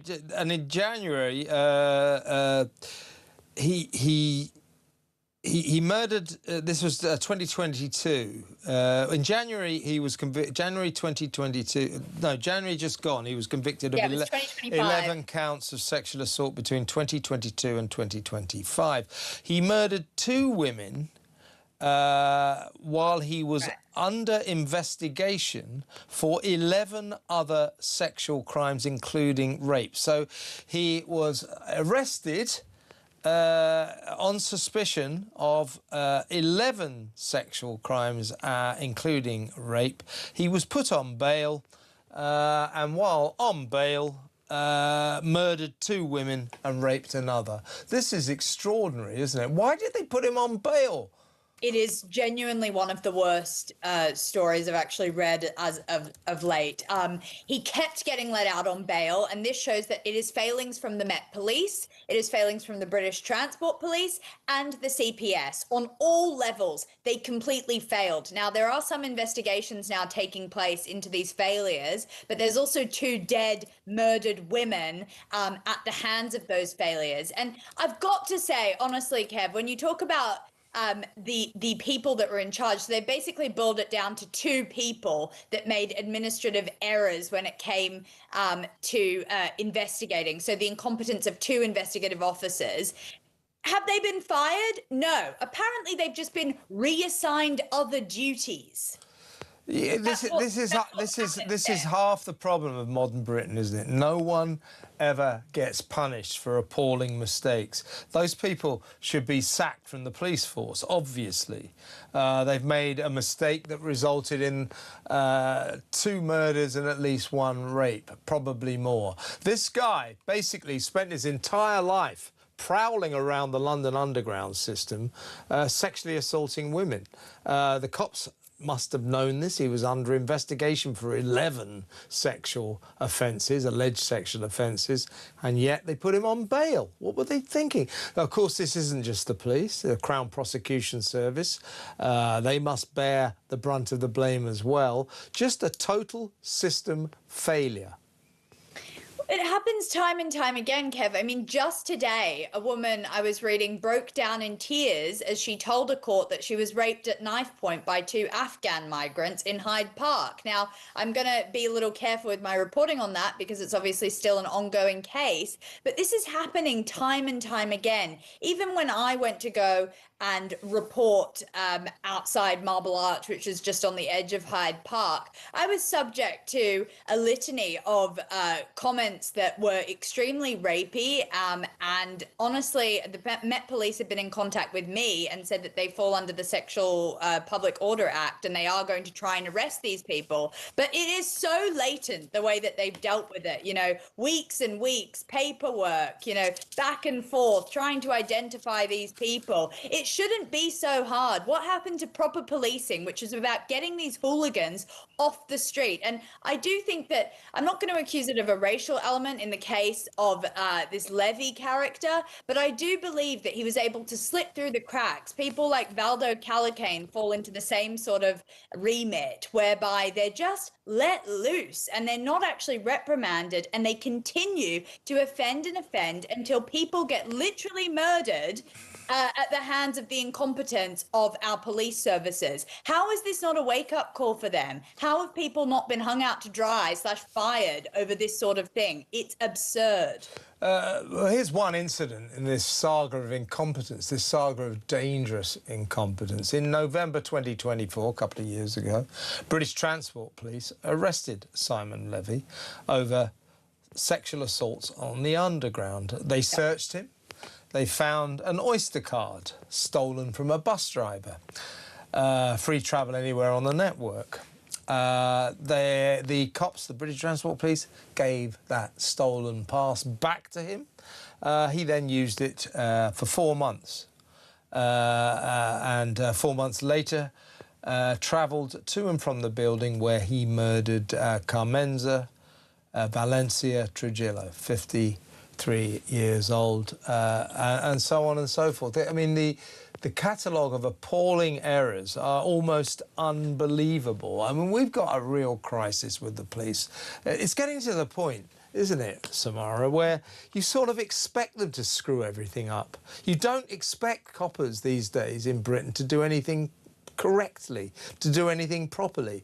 So this should be a wake-up call, that we need a root and branch review of policing in this country to stop this kind of incompetence. As you say, coppers who let people like this go, systems that let him out on bail to rape and kill, people should be sacked, people should be punished. There's even, to my mind, a case for criminal negligence, letting this guy, this monster, loose like that. Oh, yeah. And yet, no recourse, just a couple of coppers put on different duties. Great, isn't it? I mean, it's absurd in a horrible way, because when you think about it, a lot of the police officers on the front lines, I actually empathize with them, having spoken to a lot of them, come across them in all my different things that I've had, but also different reporting that I've done. They actually do have their hands tied a lot of the time. When you see the way that, you know, all the DEI courses that they're forced to go on, all the wokeification of the police force that they're being subject to by the lanyard class, by the pen pushers that a lot of the time haven't even served on the ground or out on the streets. The ones that are on the streets are usually pretty sensible, but it's those that are actually in charge that are completely incapable of making a good decision about things and are sort of influenced by all the different rhetoric that they're being pushed by institutions like universities, etc. So I think that is another problem here. But you're right. I mean, British Transport Police, they were given 10 different reports of sexual assaults by Simon Levy, and he wasn't even charged for 6 months. So during those 6 months, he kept defending. They took 6 months to even charge this guy. So this is genuinely unforgivable. And at the end of the day, you've got families that deserve to know exactly what happened and when to their murdered loved ones. Yeah, it's just... and honestly, these officers being reassigned, I mean, they should be sacked. They should be sacked and maybe prosecuted for criminal negligence. They really should. We've got to start having accountability in this country because it is causing these kind of debacles. Really good to talk to you, Samara. Excellent stuff. Thank you very much. That's the Ace Talk reporter. Samara Gill there. Next up, we're going to talk about a Welsh village where the villagers were stunned to wake up one morning and discover that their village hall was being converted into 13 homes for asylum seekers. They didn't know. They didn't have any idea. We'll talk about that next. Stay tuned.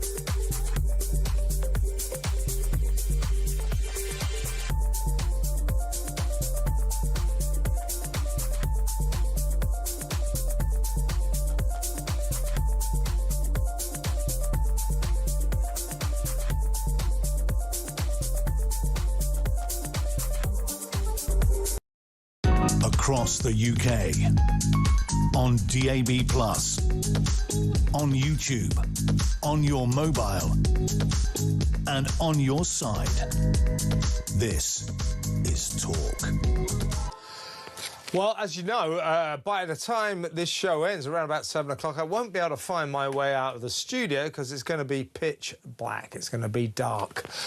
Spain and Iceland are already in darkness due to this extraordinary solar eclipse. A once-in-a-lifetime, virtually a once-in-a-lifetime event. Last one, 1999.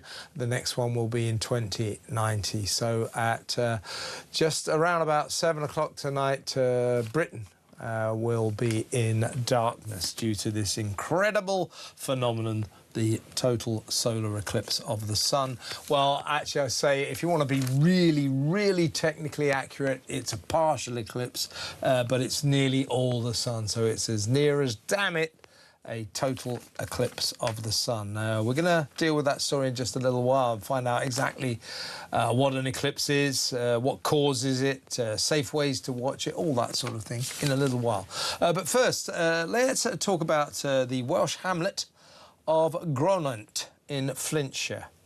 They have got a village hall there, which has been bought up, taken over, mainly by the guy they call the asylum seeker king, the asylum king, ironically named Graham King. He's a billionaire.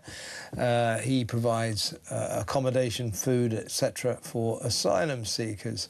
Anyway, this village, their village hall, has been converted into 15 units, and the residents of this tiny village are dismayed to learn that 13 of those units will be taken over by asylum seekers. Not once have they been consulted. Let's talk to the leader of the Welsh Conservatives, Darren Millar. Welcome, Darren. I think probably the worst thing about this, we hear it time and time again, but the government does this. You know, communities wake up one morning to discover they have asylum seekers in their midst, and the government never once talked to the communities about that. So the people of Gronant in Flintshire woke up some time ago to discover 13 units of their converted village hall have been taken over by Clear Springs. That's the company that run by asylum seeker billionaire Graham King, a government contractor. Now, Gronant's got a population of just 1,600. This will probably mean about 100, maybe more asylum seekers suddenly in their midst. And they're furious because nobody talked to them about this. We see this story too many times in this country, don't we? Look, the lack of engagement with the local community and with local elected representatives is completely unacceptable. The Home Office have a lot to answer for. Quite clearly, this community is the wrong location to house these particular families. Of course, people who are genuine refugees need support, but they also need access to services. And the public transport links in and out of Gronant are not fantastic. And the community, understandably, is in uproar, and community tensions are running very, very high. Yeah, now, earlier in the year, also in Wales, there was a whole street of new build homes, brand new houses. Again, the local community suddenly stunned to realise that those brand new properties just built had all been assigned to asylum seekers. Now, such was the fury over this. 83 asylum seekers in 21 newly constructed homes in the rural village of Stoke Heath in Shropshire. Sorry, I said Wales, but it's near enough, isn't it? Same deal. But after that, after the protests, and actually the asylum seekers didn't even want to live there because it was in the middle of nowhere. One family moved in and then later moved out. And after this, Shabana Mahmood, the Home Secretary, said, well, we've taken on board the fury over this, and from now on, no asylum seekers in Britain will be put into new build homes. Well, the converted village hall in Gronant, those are new builds, effectively, so they've gone back on their promise. Well, look, they're brand new properties, haven't they? They've just been created, and it's entirely inappropriate when we've got our own housing crisis for people in Wales, that this accommodation is being made available to people who are not from Wales at all. Look, we have to make sure that we have appropriate accommodation to meet the needs of people who are genuine refugees that are seeking asylum in this country. But there are places and locations which are better than Gronant in order to do this. Sleepy Welsh villages are inappropriate locations, and that's why I'm standing with the local community in demanding answers as to why this decision has been made and what the rationale for it has been. It's unacceptable that the local community wasn't consulted, and it's absolutely unacceptable that local elected representatives like members of the Senedd and local members of Parliament weren't consulted with either. Yeah, and what about the infrastructure? I mean, I guess not only of Gronant, but other villages as well that have suffered this problem of having asylum seekers imposed on them. But let's talk about Gronant itself. I believe there are around about 1,600 people there. I would suggest that 13 units of the village hall, that would probably amount for another 100 people. That's a lot of people to suddenly be imposed on a community of 1,600. And, we're talking about doctors, coppers. The infrastructure of a community can't quite handle this sudden influx of foreigners, can it? Who probably half of them won't, or all of them probably won't be able to speak English. So there's a problem there, isn't there? Well, of course, if these 15 units in total, 13 of which have been allocated for this purpose, were being occupied by other local families, and then that would still put pressure on the local community. So we ought not to make too much of that particular point. But what we do know is this. Our NHS in Wales is under terrible strain. It's the worst performing National Health Service in the whole of the United Kingdom. Up here in North Wales, our local hospitals, our local health board, as we call it, is in a situation called special measures because it's been failing. And we know that local doctors' surgeries can't cope with the number of patients that they've currently got.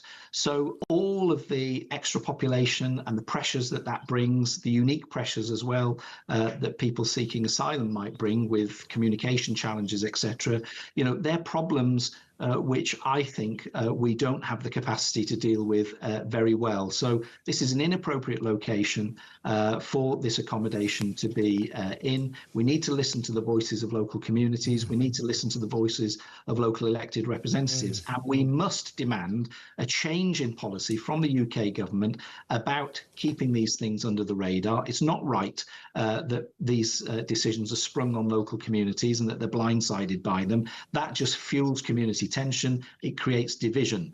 And we've got to see a change in a policy from the Home Office and from the Labour government in order to address that problem. Yeah, we need to discuss this another time, but I think it's kind of sad that a village like Gronan loses its village hall. Why can't they have a village hall? That's the centre of every community. So the centre of the Gronan community has now been replaced by a hostel for a load of asylum seekers. That cannot be right, Darren. It really can't. Really good to have you on the show. Come on again soon. That's Darren Miller, leader of the Welsh Conservatives, making some good points, I think. As I said earlier, by the way, can you give me a call or drop me a text or a WhatsApp voice note? What I was discussing earlier with Maurice Cousins from Net Zero Watch. Are you enjoying this summer? Because I am. Are you finding it horrifying and terrifying, and is your whole life threatened by this lovely, hot, warm summer? What happened to our ability to enjoy a nice summer? That's what this is, isn't it? A really nice summer that we'll talk about for years to come. Next year we were going, I wish it was like last year. Really, are you enjoying this summer? And what do you think of the doom mongers, the scaremongers who tell you you mustn't enjoy it, you must be terrified? It's rubbish, isn't it? Let me know what you think about that. 03444991000. Next up, we're going to talk to an expert about the total eclipse of the sun, the solar eclipse, which is coming up in about an hour and 10 minutes here in London already. Iceland and Spain in darkness, Ireland soon, and soon London. So we'll talk about exactly what an eclipse is, what causes them, how to watch them safely, so on and so forth. Everything you ever wanted to know about solar eclipses of the sun next. Stay tuned for that.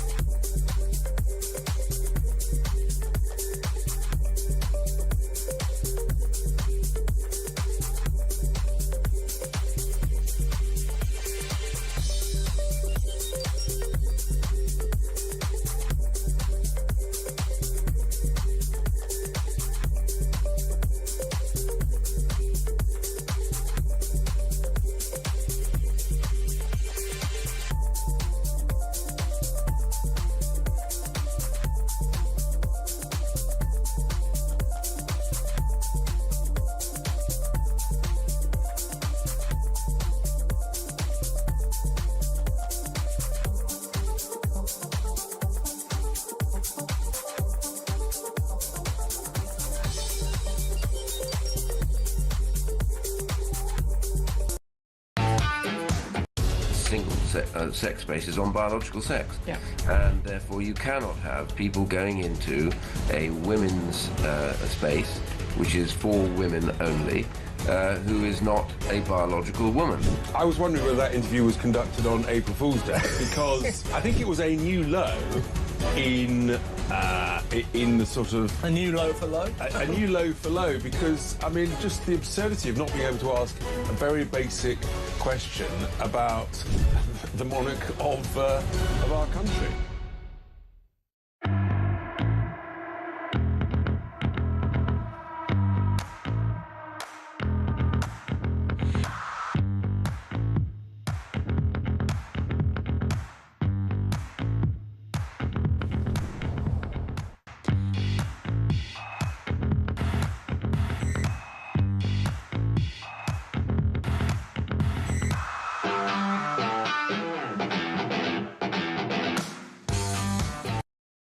Across the UK, on DAB+, on YouTube, on your mobile, and on your side.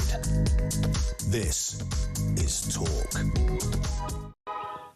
Right, let's talk solar eclipse. Apparently the best eclipse since 1999 in about an hour and 10 minutes. Allegedly it should be all dark here in London. Already dark in Spain, already dark in Iceland, Ireland about to be plunged into darkness. Let's find out what this is all about with astrophysicist at Cardiff University, Timothy Davis.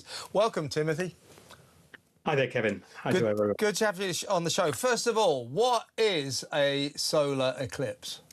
So in a solar eclipse, you've got the moon that is going around in its orbit, and it happens to pass over the face of the sun. So it's blocking out the light of the sun from reaching us here on the Earth. And we're very lucky that we happen to lie in the shadow of it today. And what is the difference between what we're about to experience here in London in about an hour and 10 minutes and that nightly kind of eclipse that is called nighttime? Yeah, so when it's nighttime, we've just got the other side of the Earth in the way of the sun. Here we've got the moon in the way of the sun. OK, so it's the moon that causes it. Now, the last one was in 1999. I remember it well. I was working at Canary Wharf, thousands of office workers staring up at the sky in wonder. The next one apparently is going to be in 2090, so this will be our last chance, most of us. What dictates how they come around? Why do they happen? Is there a particular reason?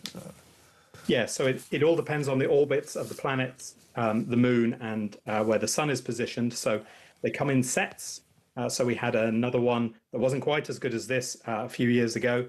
And as you said, the next total solar eclipse where we'll have the sun blocked completely will be in 2090. So they come in sets. There will be others between then and now if you happen to miss this one, but this is the best one until then for sure. And is this actually a total eclipse, or is it nearly a total eclipse? Yeah, so in the UK it will be a nearly total eclipse. We will get somewhere between 92 and 96% of the sun blocked out by the moon. For totality, you had to go to Spain or to Iceland. OK, and how long when this happens here, how long will it go on for? So it takes about 2 hours all told. So in about 20 minutes it will start, and you'll start to see, if you have some eclipse classes, etc., you'll start to see the sun being nibbled at as the moon comes across.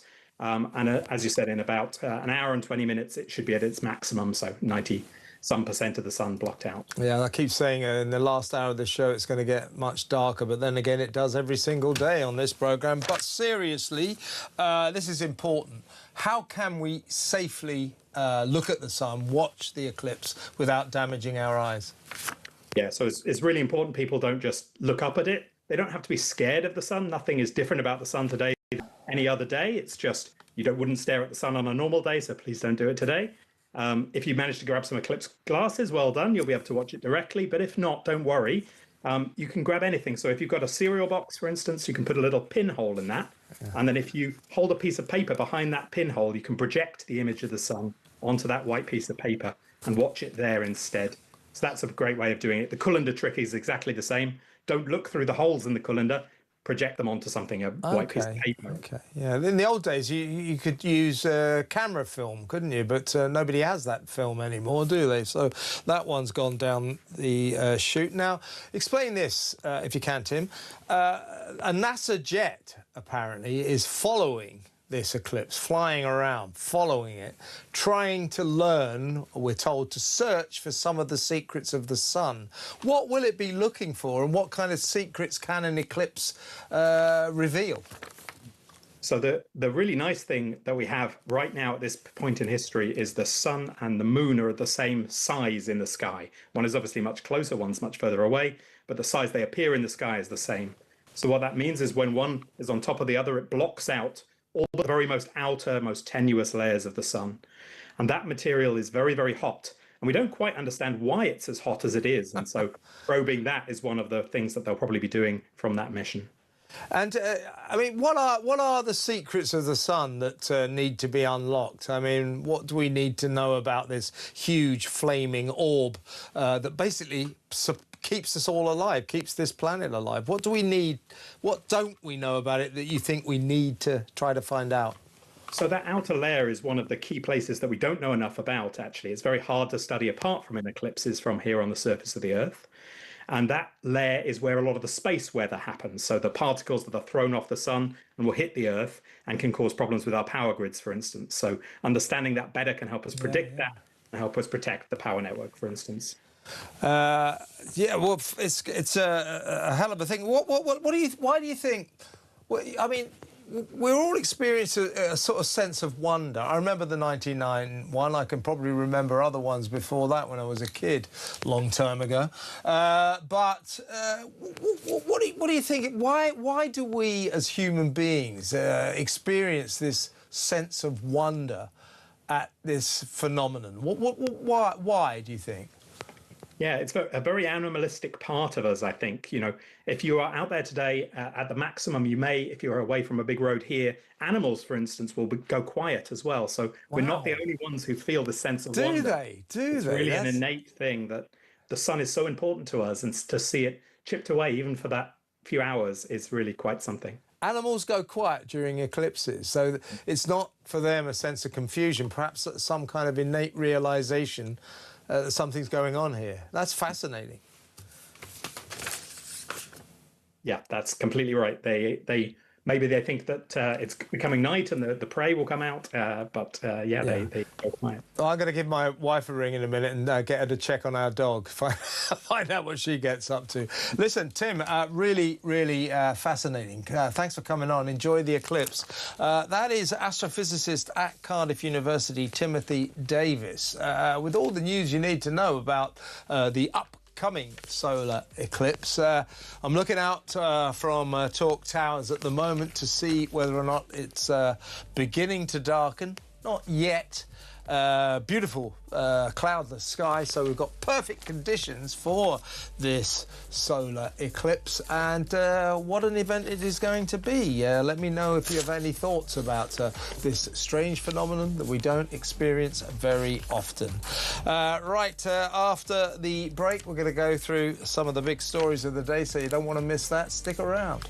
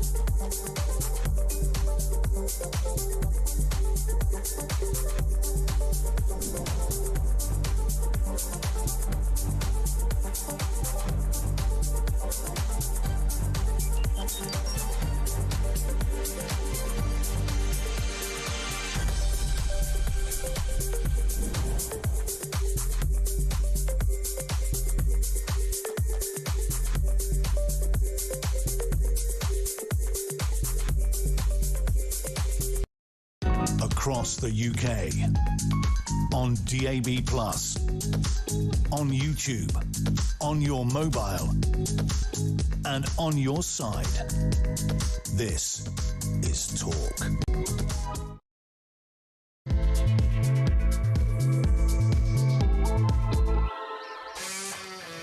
Welcome back. This is the final hour of this eventful edition of Drive Time. In this hour, we will begin to get darker and darker and darker.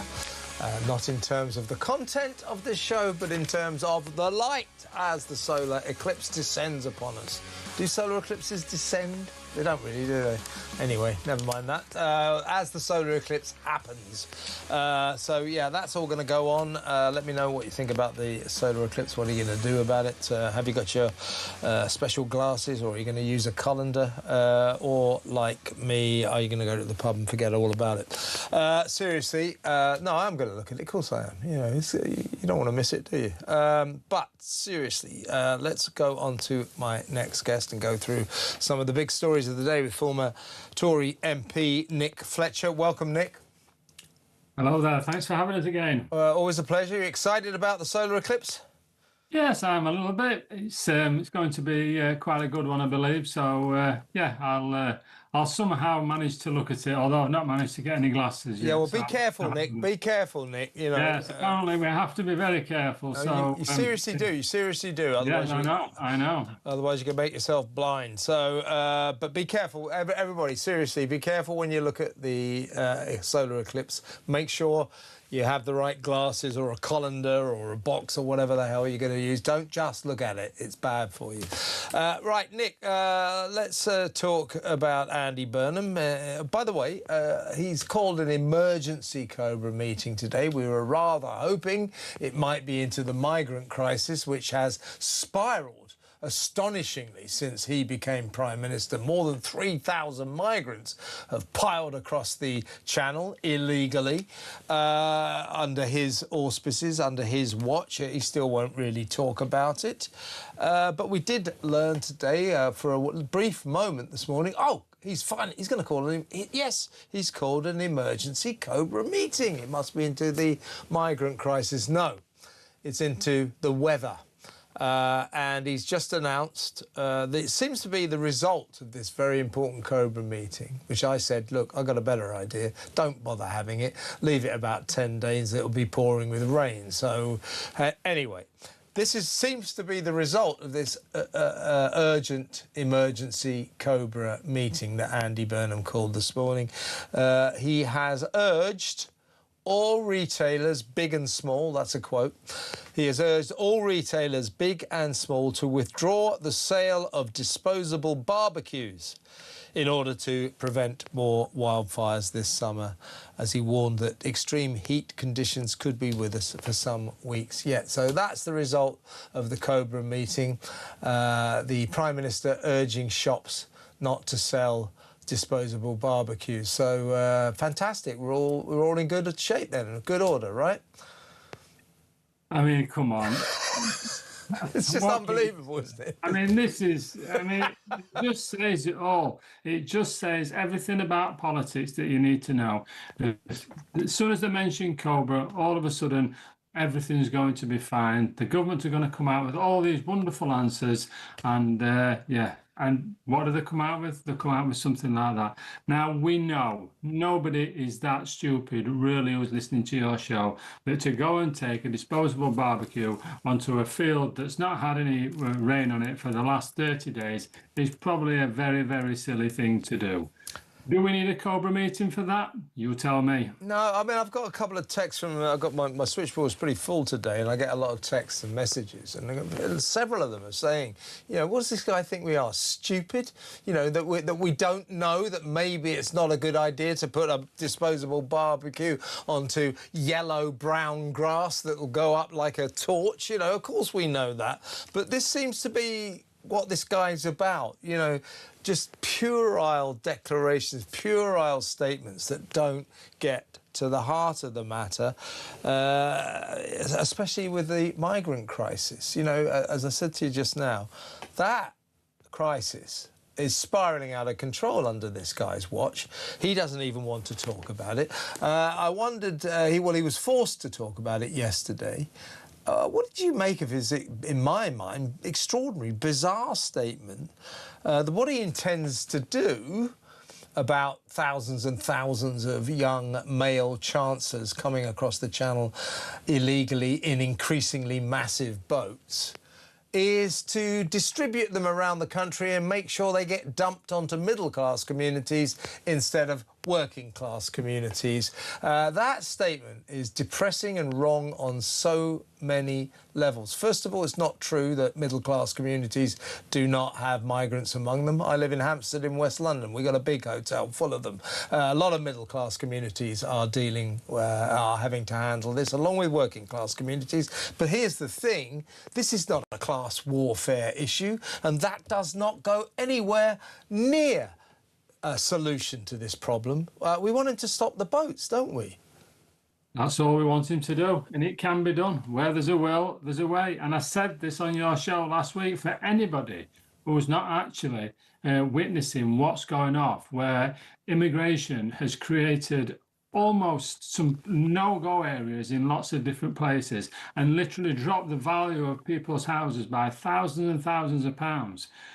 If it's not happening to you yet, this is proof, is that it will be happening to you soon. And the sooner the people actually stand up and really start calling this government out, not just those that are affected by it, but those who actually see it and think, hang on a second, this could be my next door neighbour. I could have a dozen immigrants living next door to them on the streets at 1, 2 or 3 o'clock in the morning, smoking, laughing, shouting, and I've got kids in bed next door. And these are not just stories. I've heard this. I've walked the streets of Doncaster for the last 7 or 8 years. In fact, I've lived here for 50 years.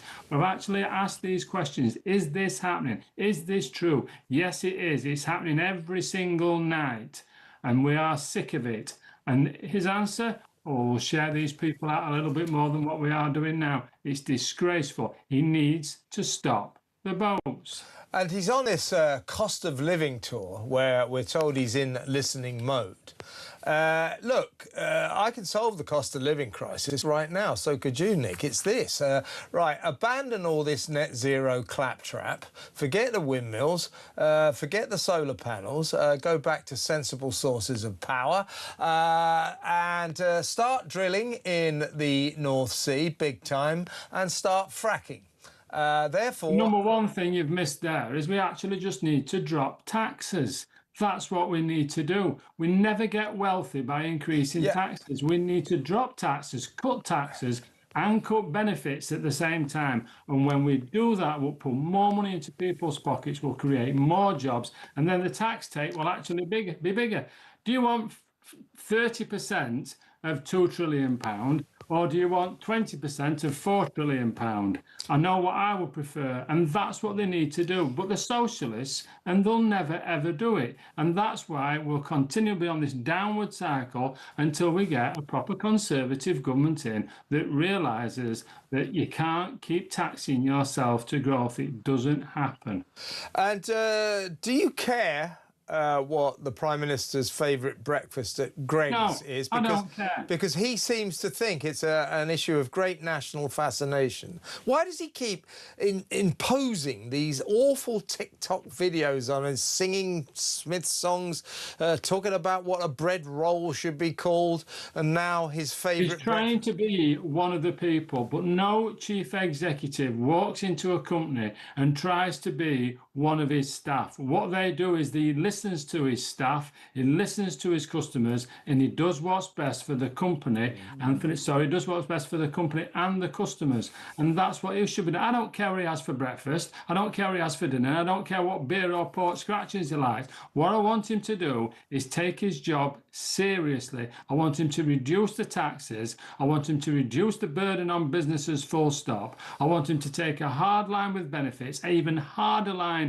with illegal immigration, and get this country back on his feet. And if he can do that, I'll champion him. But he won't, because he's a socialist. Exactly right. As I say, socialists, they can turn any issue you like into a class warfare They've issue. never had to earn their own money. They've never had to go to work. They've never had to win a job. They've never had to get this job over the line. They've never had to get paid. They've never had to deal with HR. Small businesses in this country run by people like me with 20 staff working for me at a time. I have to do everything, and they just keep piling the burden more and more on me and taxing me more and more. And we are the backbone of this country. It's not your big supermarkets. It's not your big companies. It's not your multi-million pound companies. It's your £1 million, your £2 million turnover companies, even your micro businesses that are turning over £80,000, £90,000.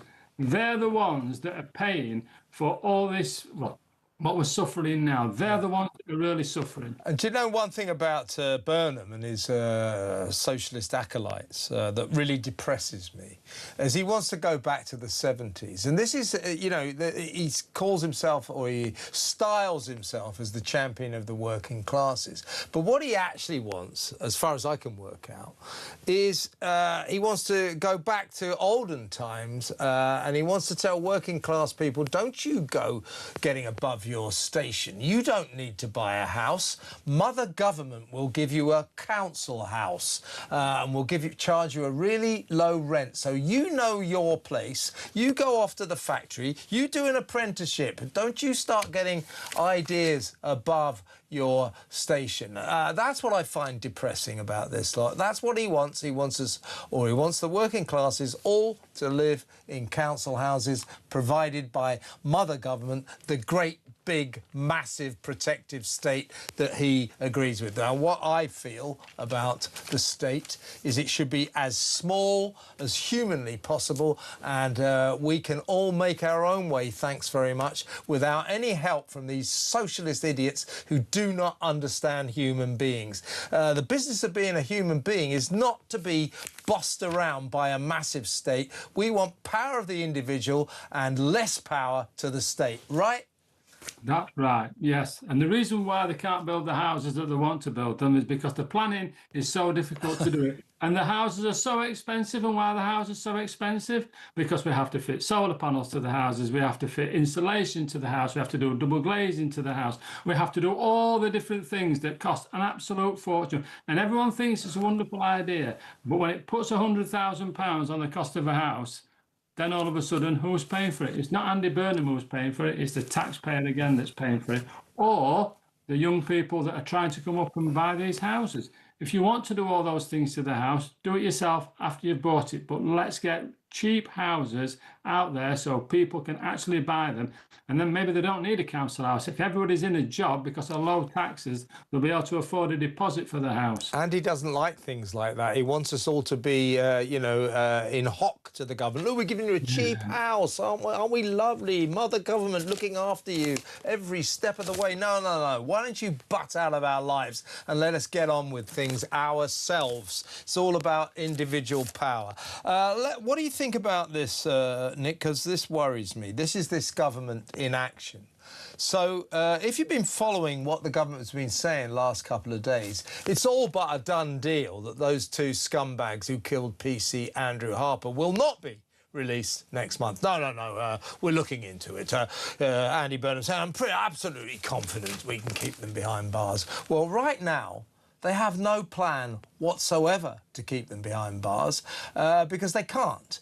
Today, Andy Burnham has received an extraordinary letter signed by all 48 British police chiefs, every single one of them, including 2 more signatures, one from the chief of the National Crime Agency and one from the chief of Jersey Police in the Channel Islands. So he's got a letter with 50 signatures from top cops, all of the nation's top cops, demanding that he keeps this pair behind bars. He does not have a plan to do this. He just keeps telling us soothing lies, to be honest with you.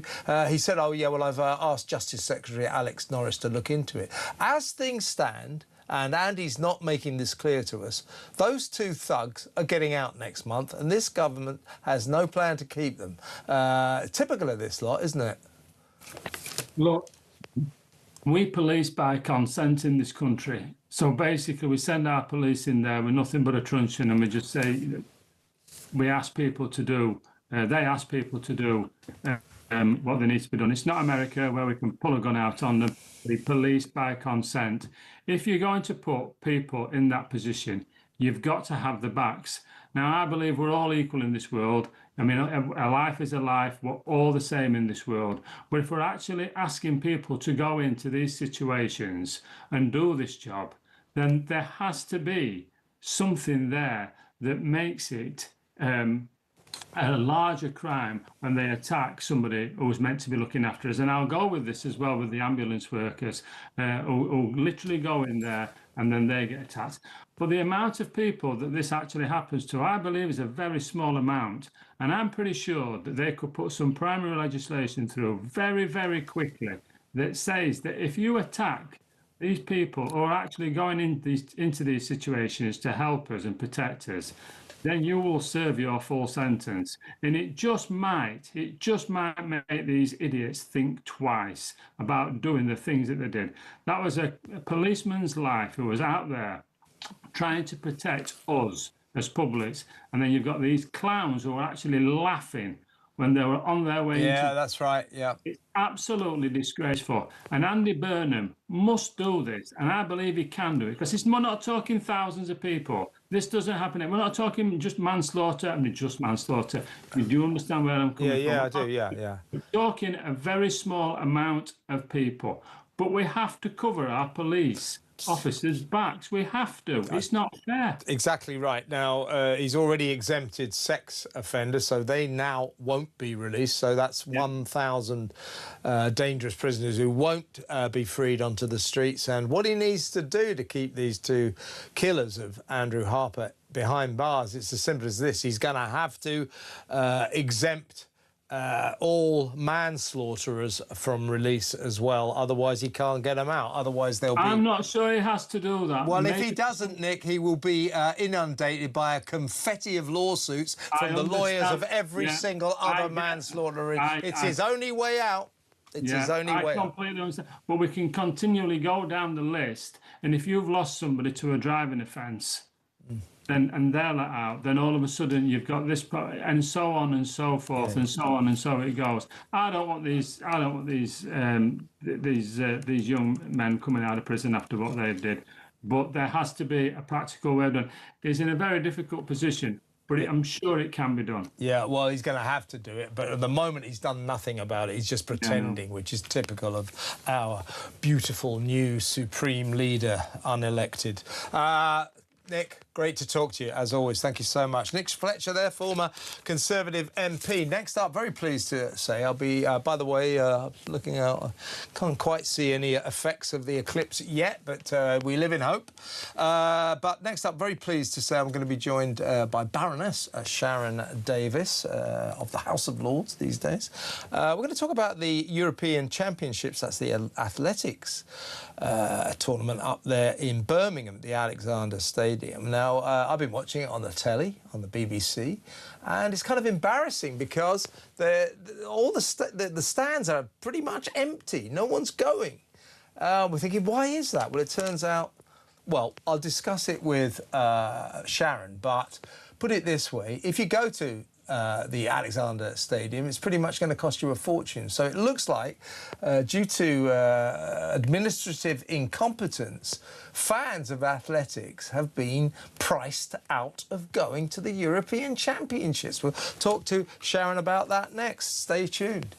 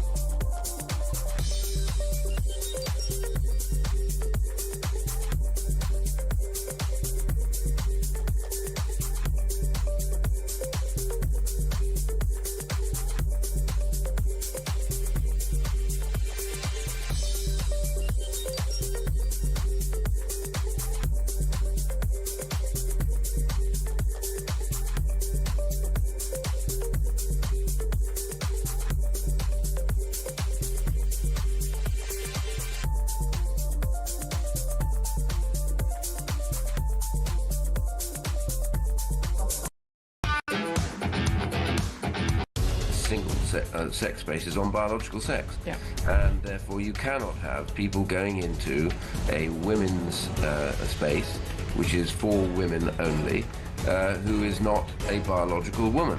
I was wondering whether that interview was conducted on April Fool's Day, because I think it was a new low in the sort of... A new low for low? A new low for low, because, I mean, just the absurdity of not being able to ask a very basic question about the monarch of our country.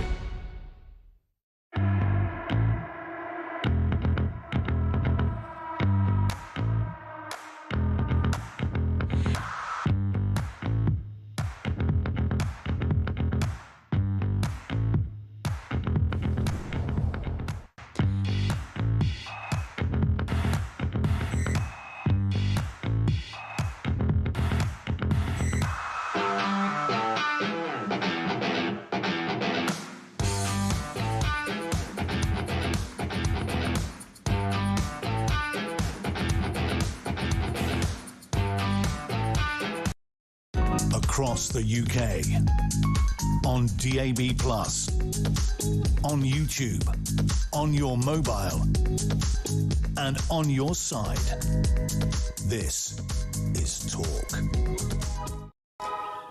Oh my God, it's begun in Newquay, Cornwall. Just a little bit, the edge of the sun is now eclipsed. We're looking at the people in that lovely Cornish seaside resort, all putting on their eclipse glasses. Be careful when you look at this, folks, seriously. It can damage your eyes. As someone said, don't use or if you use a colander, this is Richard from Marston, St Lawrence. He says, be careful if you use a colander to view the eclipse. You might strain your eyes. Very good, Richard. No, seriously, colanders, glasses, there's some kind of box thing you can do with a little pin prick. Don't look at it directly, seriously. Right, we're going to chart the eclipse. God, it's really hurtling across it. That's in Norway I'm looking at now. Sorry, I'm looking at so many images of the eclipsed sun, but it's begun in Newquay and will be here in London fairly soon. But in the meantime, let's talk about something I think is rather sad. It's the European Championships, a venerable athletics competition. And we've been watching it on the telly, on BBC, and the stands are all empty. Really embarrassingly empty.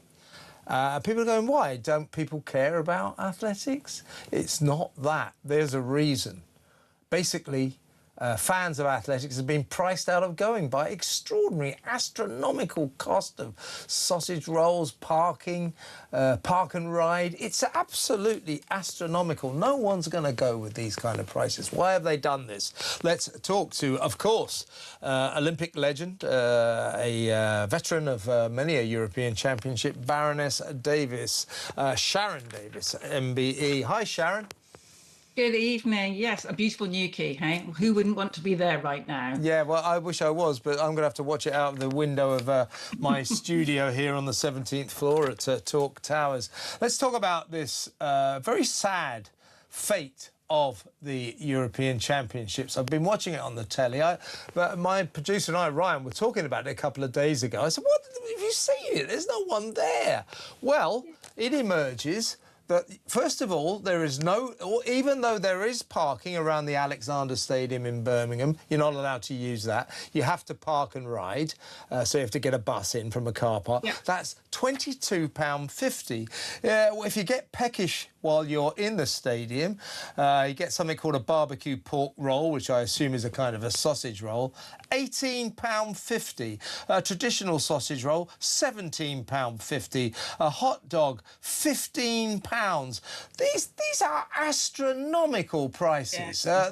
Nobody's going to go with these kind of prices on the menu, are they, Sharon? Yeah, that's particularly greedy, isn't it? And I must admit, I think the parking thing has probably been an own goal for them. I mean, my daughter did track and field, and we've raced there many times, and there is really good car parking facilities at the stadium. So I think that's definitely a mistake to be honest with you. If people that are travelling don't want to have to jump on this park and ride and spend 22 quid, that seems a ridiculous amount of money. It's a 4-mile walk, so you could do that. But in this weather, not to be advised, absolutely for sure. I think the truth is that there was tickets that were sold. The stadium capacity is 23,000. They didn't sell on that first night 10,000 seats, so that's nearly half. And obviously, they were probably the more expensive seats. I think what I would love to see, particularly in the mornings, is us making sure that athletics clubs and sports clubs just get those seats filled. Get lots of kids in there. Let's say, free kids for kids and seats for kids and parents. You can pay this very small nominal charge because obviously you still got to get there. So let's just get the children in there to watch. Having just said that, we've got the European Swimming Championships on at the moment, right? We've just had a young lady called Angharad Evans. She's just won this evening the 100 metres breaststroke and a new championship record. Fantastic. You can't even see that on television, all right? So I'm not going to moan because us poor swimmers didn't get the Commonwealth Games. We're not getting our European Championships where we're doing really well. That was our 3rd gold medal, I think, since the championship started just a couple of days ago. So yes, it's a silly move, and considering it's the first European Championships we've ever held in the UK, I think it's a big mistake. But at least it is on the BBC and people can watch it. Yes. Now, among the critics of these astronomical, crazy prices are former champion runner Steve Cram and also the current gold medal sprint winner. I watched her the other night. Boy, does she motor. Amy Hunt. Both of them saying this is madness. These prices are mad. They are keeping the fans away. We look to the world like a nation that doesn't care about athletics. That's not true. Absolutely not true. Who's responsible for this craziness, Sharon? I mean, I would say we're probably one of the nations that loves our athletics the most. The people that travel around the world to support our athletes is extraordinary. They're always amazing sort of sections of the stadium that are full of British, supporters. So it is a real shame because we would absolutely. I mean, if you look at what happened at the Olympic Games, you could not get tickets for love of money. So once we promote these activities, British people do want to support sport. They do want to support their British athletes. I don't think there was enough pre-publicity. I think tickets definitely have become too expensive. There's not enough in the middle range. You can buy tickets from £26 to 150, but I think sadly there's too many tickets that are expensive. And if you look at the stadiums, you can see almost exactly where the tickets become cheaper, and they are filling up. But I know at the weekends they are almost sold out. So if you're hoping to go Friday, Saturday, Sunday, you're probably going to find it quite hard because they are going to be full then. I mean, 26 quid for a ticket sounds all right. 150, that's a lot, isn't it? Well, it is if you're taking, if there's 2 of you and you're taking 2 children, you're talking about an awful lot of money. Plus, you've got to get there. And like you said, you've got to eat, and I do think that is just pure greed when you can't. £4 for a bottle of water is what they're charging. Yeah. What else we got? For chips. £5. That's £5 for chips. Water £3.75. Yeah, it's absurd. So in the future, Sharon, we need people to get together and work out the logistics of these events and to sensibly discuss the kind of prices you can charge people. And also how we promote them as well. I agree. Bill go through the House of Lords, and obviously, I sort of now get to be able to have a little bit of a say on these things, and I try hard. They've been bringing the sports bill through, and I've tried very hard to say if taxpayers' money is used to bring events to the UK just like this, then we must make sure that it's on terrestrial television, that we're all being forced to pay anyway. But also we must make it accessible, because we want to inspire young people to be sporty and to be active, and for this sort of event to be the norm, bringing events to the UK. We do them really well, and we have fantastic athletes. The lottery makes a massive difference to the success. And so let's just show it off. And it does show off our country. You're right. Showing half empty stadiums to the rest of the world is not good. As I said, the European Swimming Championships are on at the moment in Paris, and the pool is absolutely chocker. It's full to the rim. Fantastic. I mean, here's our chance. The UK has just submitted a bid to host the 2029 World Athletics Championship at the London Stadium here in London, where West Ham play. So if we are successful in that bid, we need to sit down, or the powers that be need to sit down and make sure that the mistakes that have been made in Birmingham are not repeated. Yeah, absolutely. But, I was looking today at prices of tickets to go and spend a day at Formula One or season tickets for football. None of it is cheap. Yeah, it really isn't. I've just bought my Fulham season ticket, which is always a lot of money to spend to watch your team lose matches and get relegated. But there you are. Maybe not. Last question, Sharon. How are you enjoying the lofty echelons of the Lords? It's been a steep learning curve, Kev, to be very honest with you. But I have to say there's an awful lot of really amazing people in there. At the moment, I would say the House of Lords is holding the House of Commons to account in lots of situations. I remember us having a three-line whip to come in and try and stop the Shay Girls still going through. And Keep that up. Keep that up. Yeah, that's the first time they've done that. The Conservatives have done that for a very long time. I mean, it is, you know, I have to find my space, and my space is women's rights, it's health and fitness, it's prevention rather than cure. I'm really interested in health and how we can be a healthier nation. You know, the coast, our farmers, all the things that I've got experience in. So I think it's learning to find where your space is and how you fit in. But after spending 6 months of travelling in and out of London almost 3 times every week, I have to say I was very glad of the summer holidays. Well, carry on enjoying them. Enjoy the sunshine, but not tonight because it's going to get eclipsed. Sharon, fantastic to have you on the show again. Come on again soon. Good to talk to you as always. The brilliant Sharon Davis, now Baroness Davis, Olympic medalist, of course, Olympic legend. What a swimmer she was, and author and campaigner for women's rights, for fairness in women's sports. She's campaigned tirelessly against the nonsense of allowing biological males to compete against biological females. That's called not fair, folks. Listen, next up, we're going to talk to Nicole Lampert, Jewish journalist, about this extraordinary statement from the Eurovision Song Contest people who have said that they've changed the rules. Well, I won't go into the details now, but let me tell you, they've changed the rules to try to make sure that Israel cannot host the event ever. It's quite an extraordinary statement. We'll talk to Nicole about that next. And by the way, in just a little while, I'm going to be taking your calls after I've spoken to Nicole. So that's 0344499 1000. Stay exactly where you are. Back in a moment.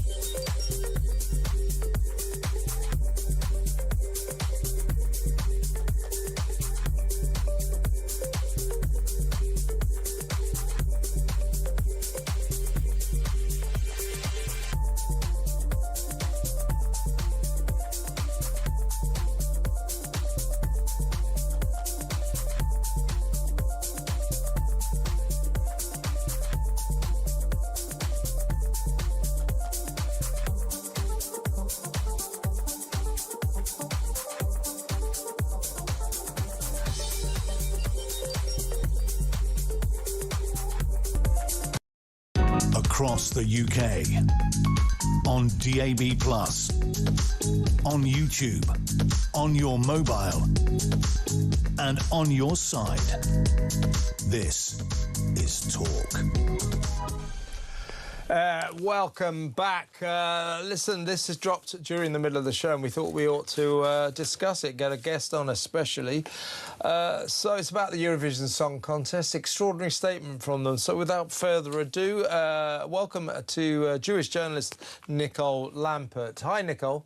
Hi, Kev. How are you doing? Very well. But this is bizarre, I think. The organisers of the Eurovision Song Contest have changed the rules for 2027, next year, so that the winning broadcaster will automatically be ineligible to host the competition the next year if their state, their country, is involved in and I'm quoting, an armed conflict or a sensitive geopolitical situation. That's in case Israel wins, isn't it? It's disgusting. Yeah, I mean, obviously, it's not just Israel this affects, because Ukraine did win. I mean that's. I don't think they meant that. Yeah. Of course, if you actually take this literally, that means I'm sorry, folks. In Britain, we won't be able to be in this competition next year, nor will France, nor will Germany, nor will all the countries contributing to Ukraine's war against Russia, because they are involved in, to quote the Eurovision people, a sensitive geopolitical situation. But this is actually aimed at Israel, isn't it?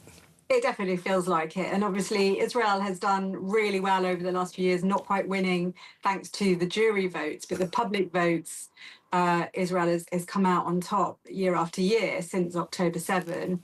And so this, and as we know, last year, I think it was 4 or 5 different countries boycotted the Eurovision because Israel was involved, Spain leading the way, and Spain is one of the key funders of Eurovision. So this feels like a kind of snide way of getting around that, the fact that the EBU, which runs the Eurovision, refused to completely throw out Israel. So this is a different way, so that if Israel wins, and I think because of the sensitive geopolitical region element, then it means that they will never be able to host a Eurovision party, even if there is no war, because it is sensitive, because since its existence, other countries have tried to wipe it out, and repeatedly. So yeah, what they're worried about is, as you say, Nicole, I'm not sure, I can't remember this year, but I remember the year before, Israel came very close to winning. They did well last year as well. What the Eurovision people are terrified of is that Israel this year might win. So they need a mechanism by which they can prevent Israel from hosting the following year's contest. That's what this is about, isn't it?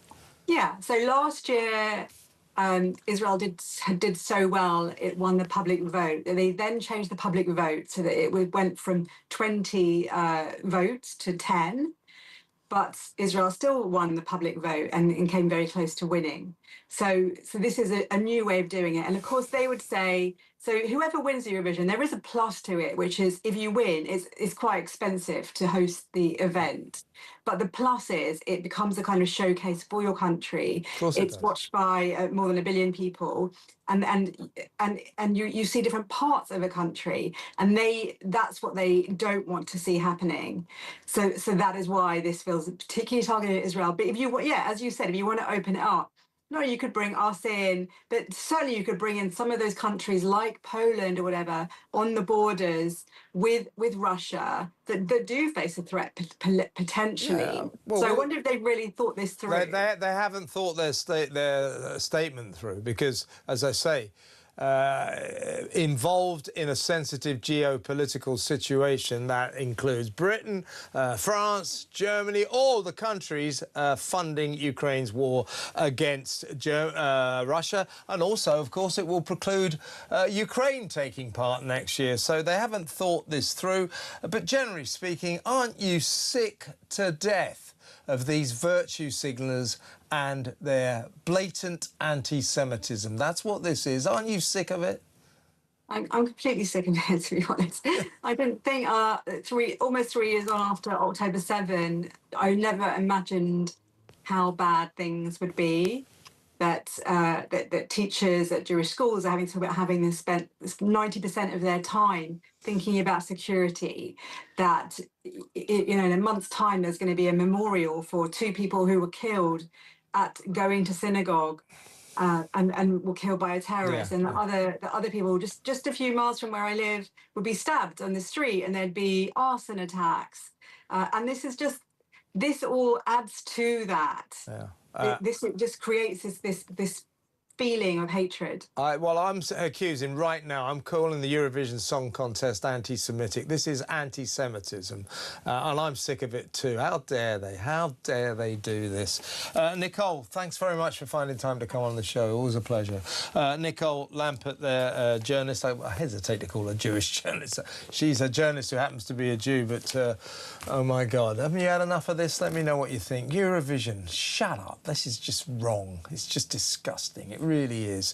03444991000. I'm going to take your calls when we come back. By the way, Peter Cardwell is not hosting the evening exchange tonight. That'll be Charlie Rowley. He'll be in a little later to let you know what he's got lined up for your delectation from 7 o'clock until 10 p.m. And, of course, he'll be in darkness pretty soon after he takes over.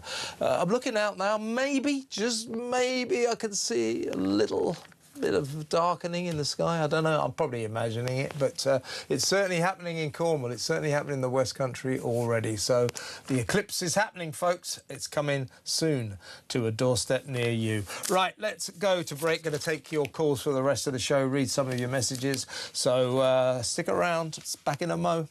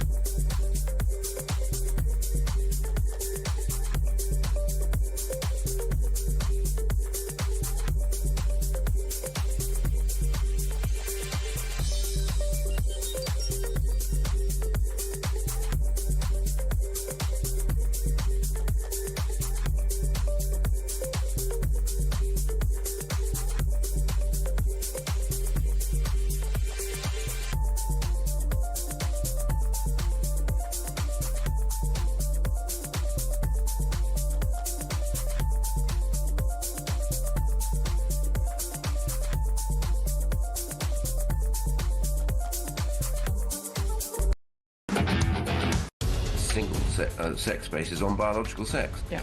And therefore you cannot have people going into a women's space, which is for women only, who is not a biological woman. I was wondering whether that interview was conducted on April Fool's Day, because I think it was a new low in the sort of... A new low for low? A new low for low, because, I mean, just the absurdity of not being able to ask a very basic question about the monarch of our country.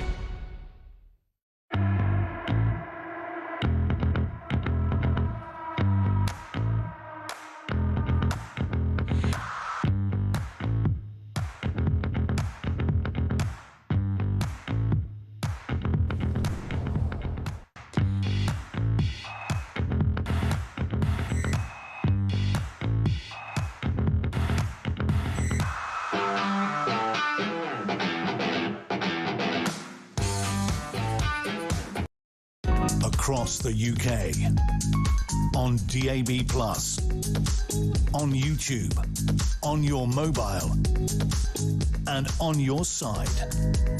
This is Talk. Rob Scott has sent in a text, a really good point. He said, let's have a Cobra meeting if it's like this in November. Really good point, Rob. I mean, it's the summer. It's a very hot summer. You don't need a Cobra meeting, do you? Rob also says, I agree, Kev. This is a top summer. Love it. We have had 8 months of no blue skies and miserable weather. Typical, really, of the loons.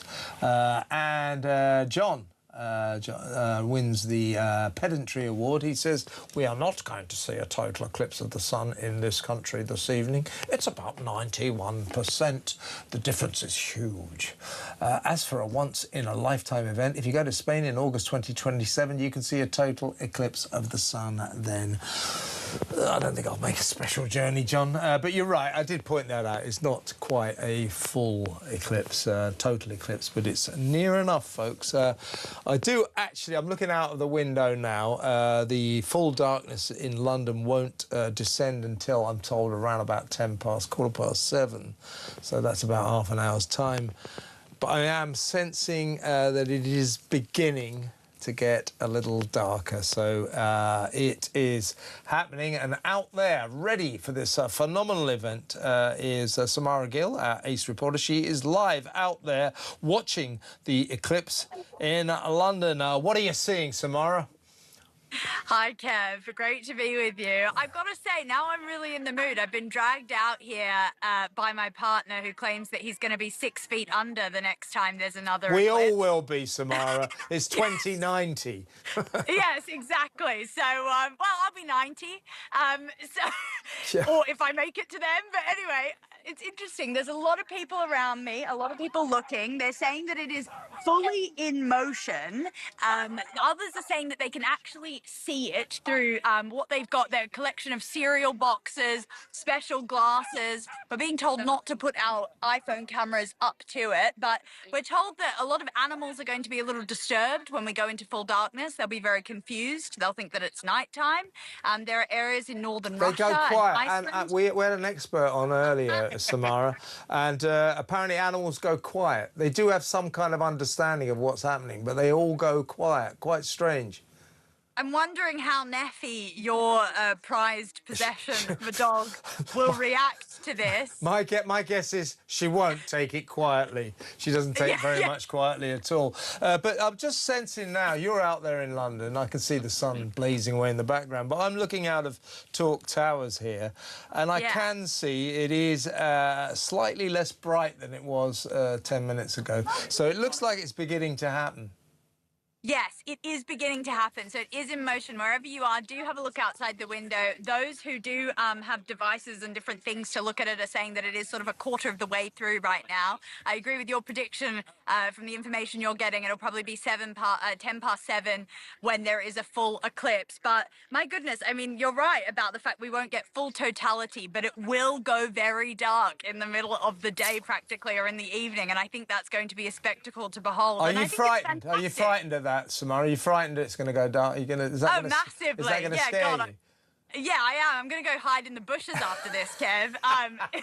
But it's nice to see everyone out here. It's quite hilarious to hear about Andy Burnham's Cobra meeting over hot weather, because all I see is a nice bit of collectivism and people coming together for one scientific event, which is something you don't really see that much in the polarised London that we live in the rest of England. Really good point. Really good point. There's a sort of unity. It's bringing a union here. It's bringing the nation together in these difficult times. I'm looking at Newquay pictures on the TV here, and that's getting very dark now. So, well, listen, Samara, enjoy the almost total eclipse of the sun, and let me know what the next one's like in 2090, when you'll be 90 years old and I'll be 190. So I guess I won't be around then, but good to have you on the show, Samara. Enjoy the eclipse. That's the brilliant Samara Gill. Let's go to the phone, shall we? Let's talk to Alan in Aberdeen. Hi, Alan.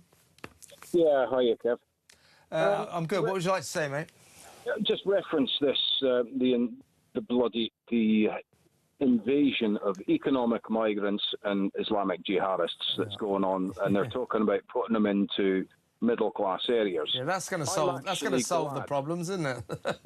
Well, that's it. But in a way, I'm actually glad, because now them virtual signalling lobbies, and let's be honest, the middle-class areas are where most of your MPs, etc., live, but they're now about to get a taste of what they've been forcing on the working class of Britain.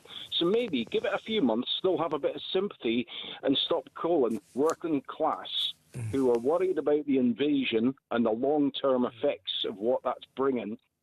Maybe they'll start having some sympathy and be like, oh, hang on a second here.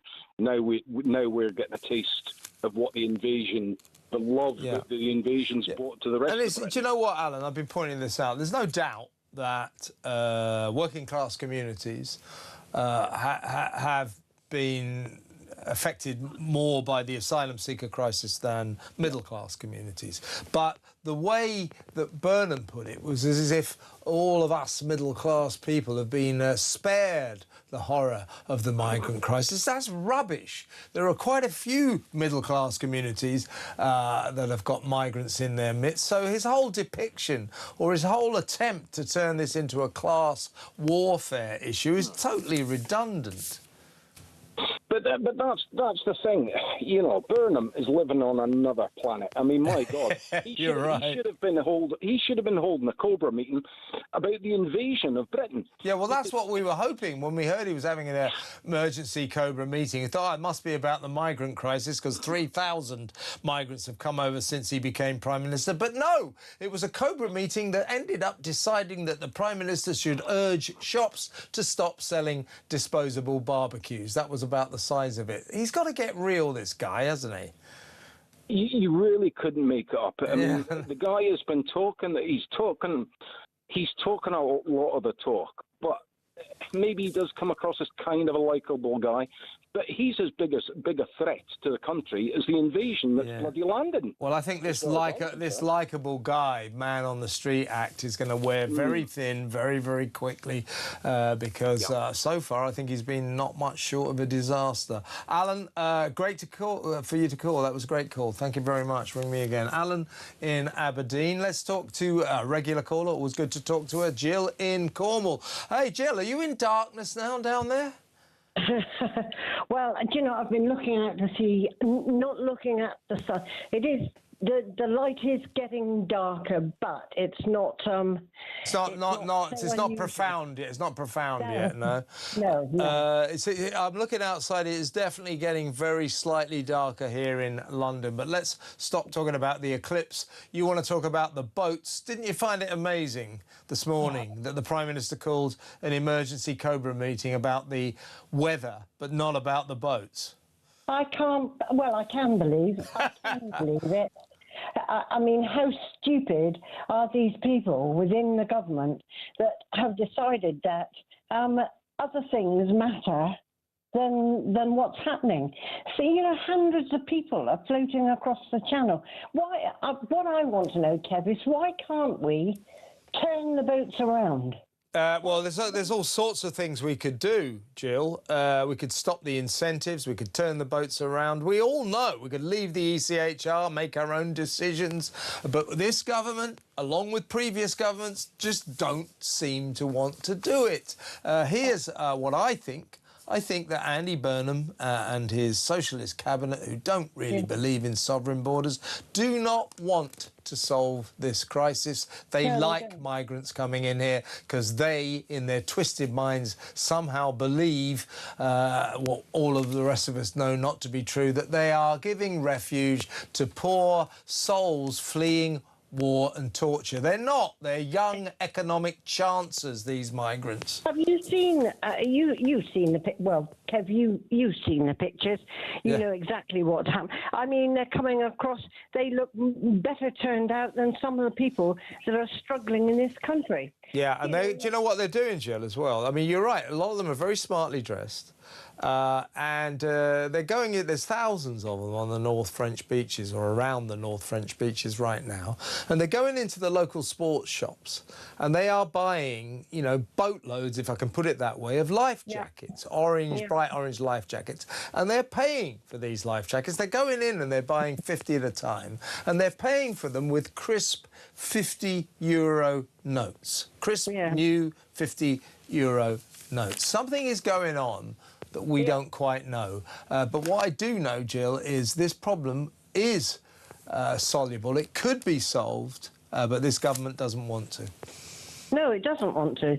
I think what he's hoping is that by allowing all these illegal migrants, they're not asylum seekers, I don't think, they're just illegal migrants, to come over to this country.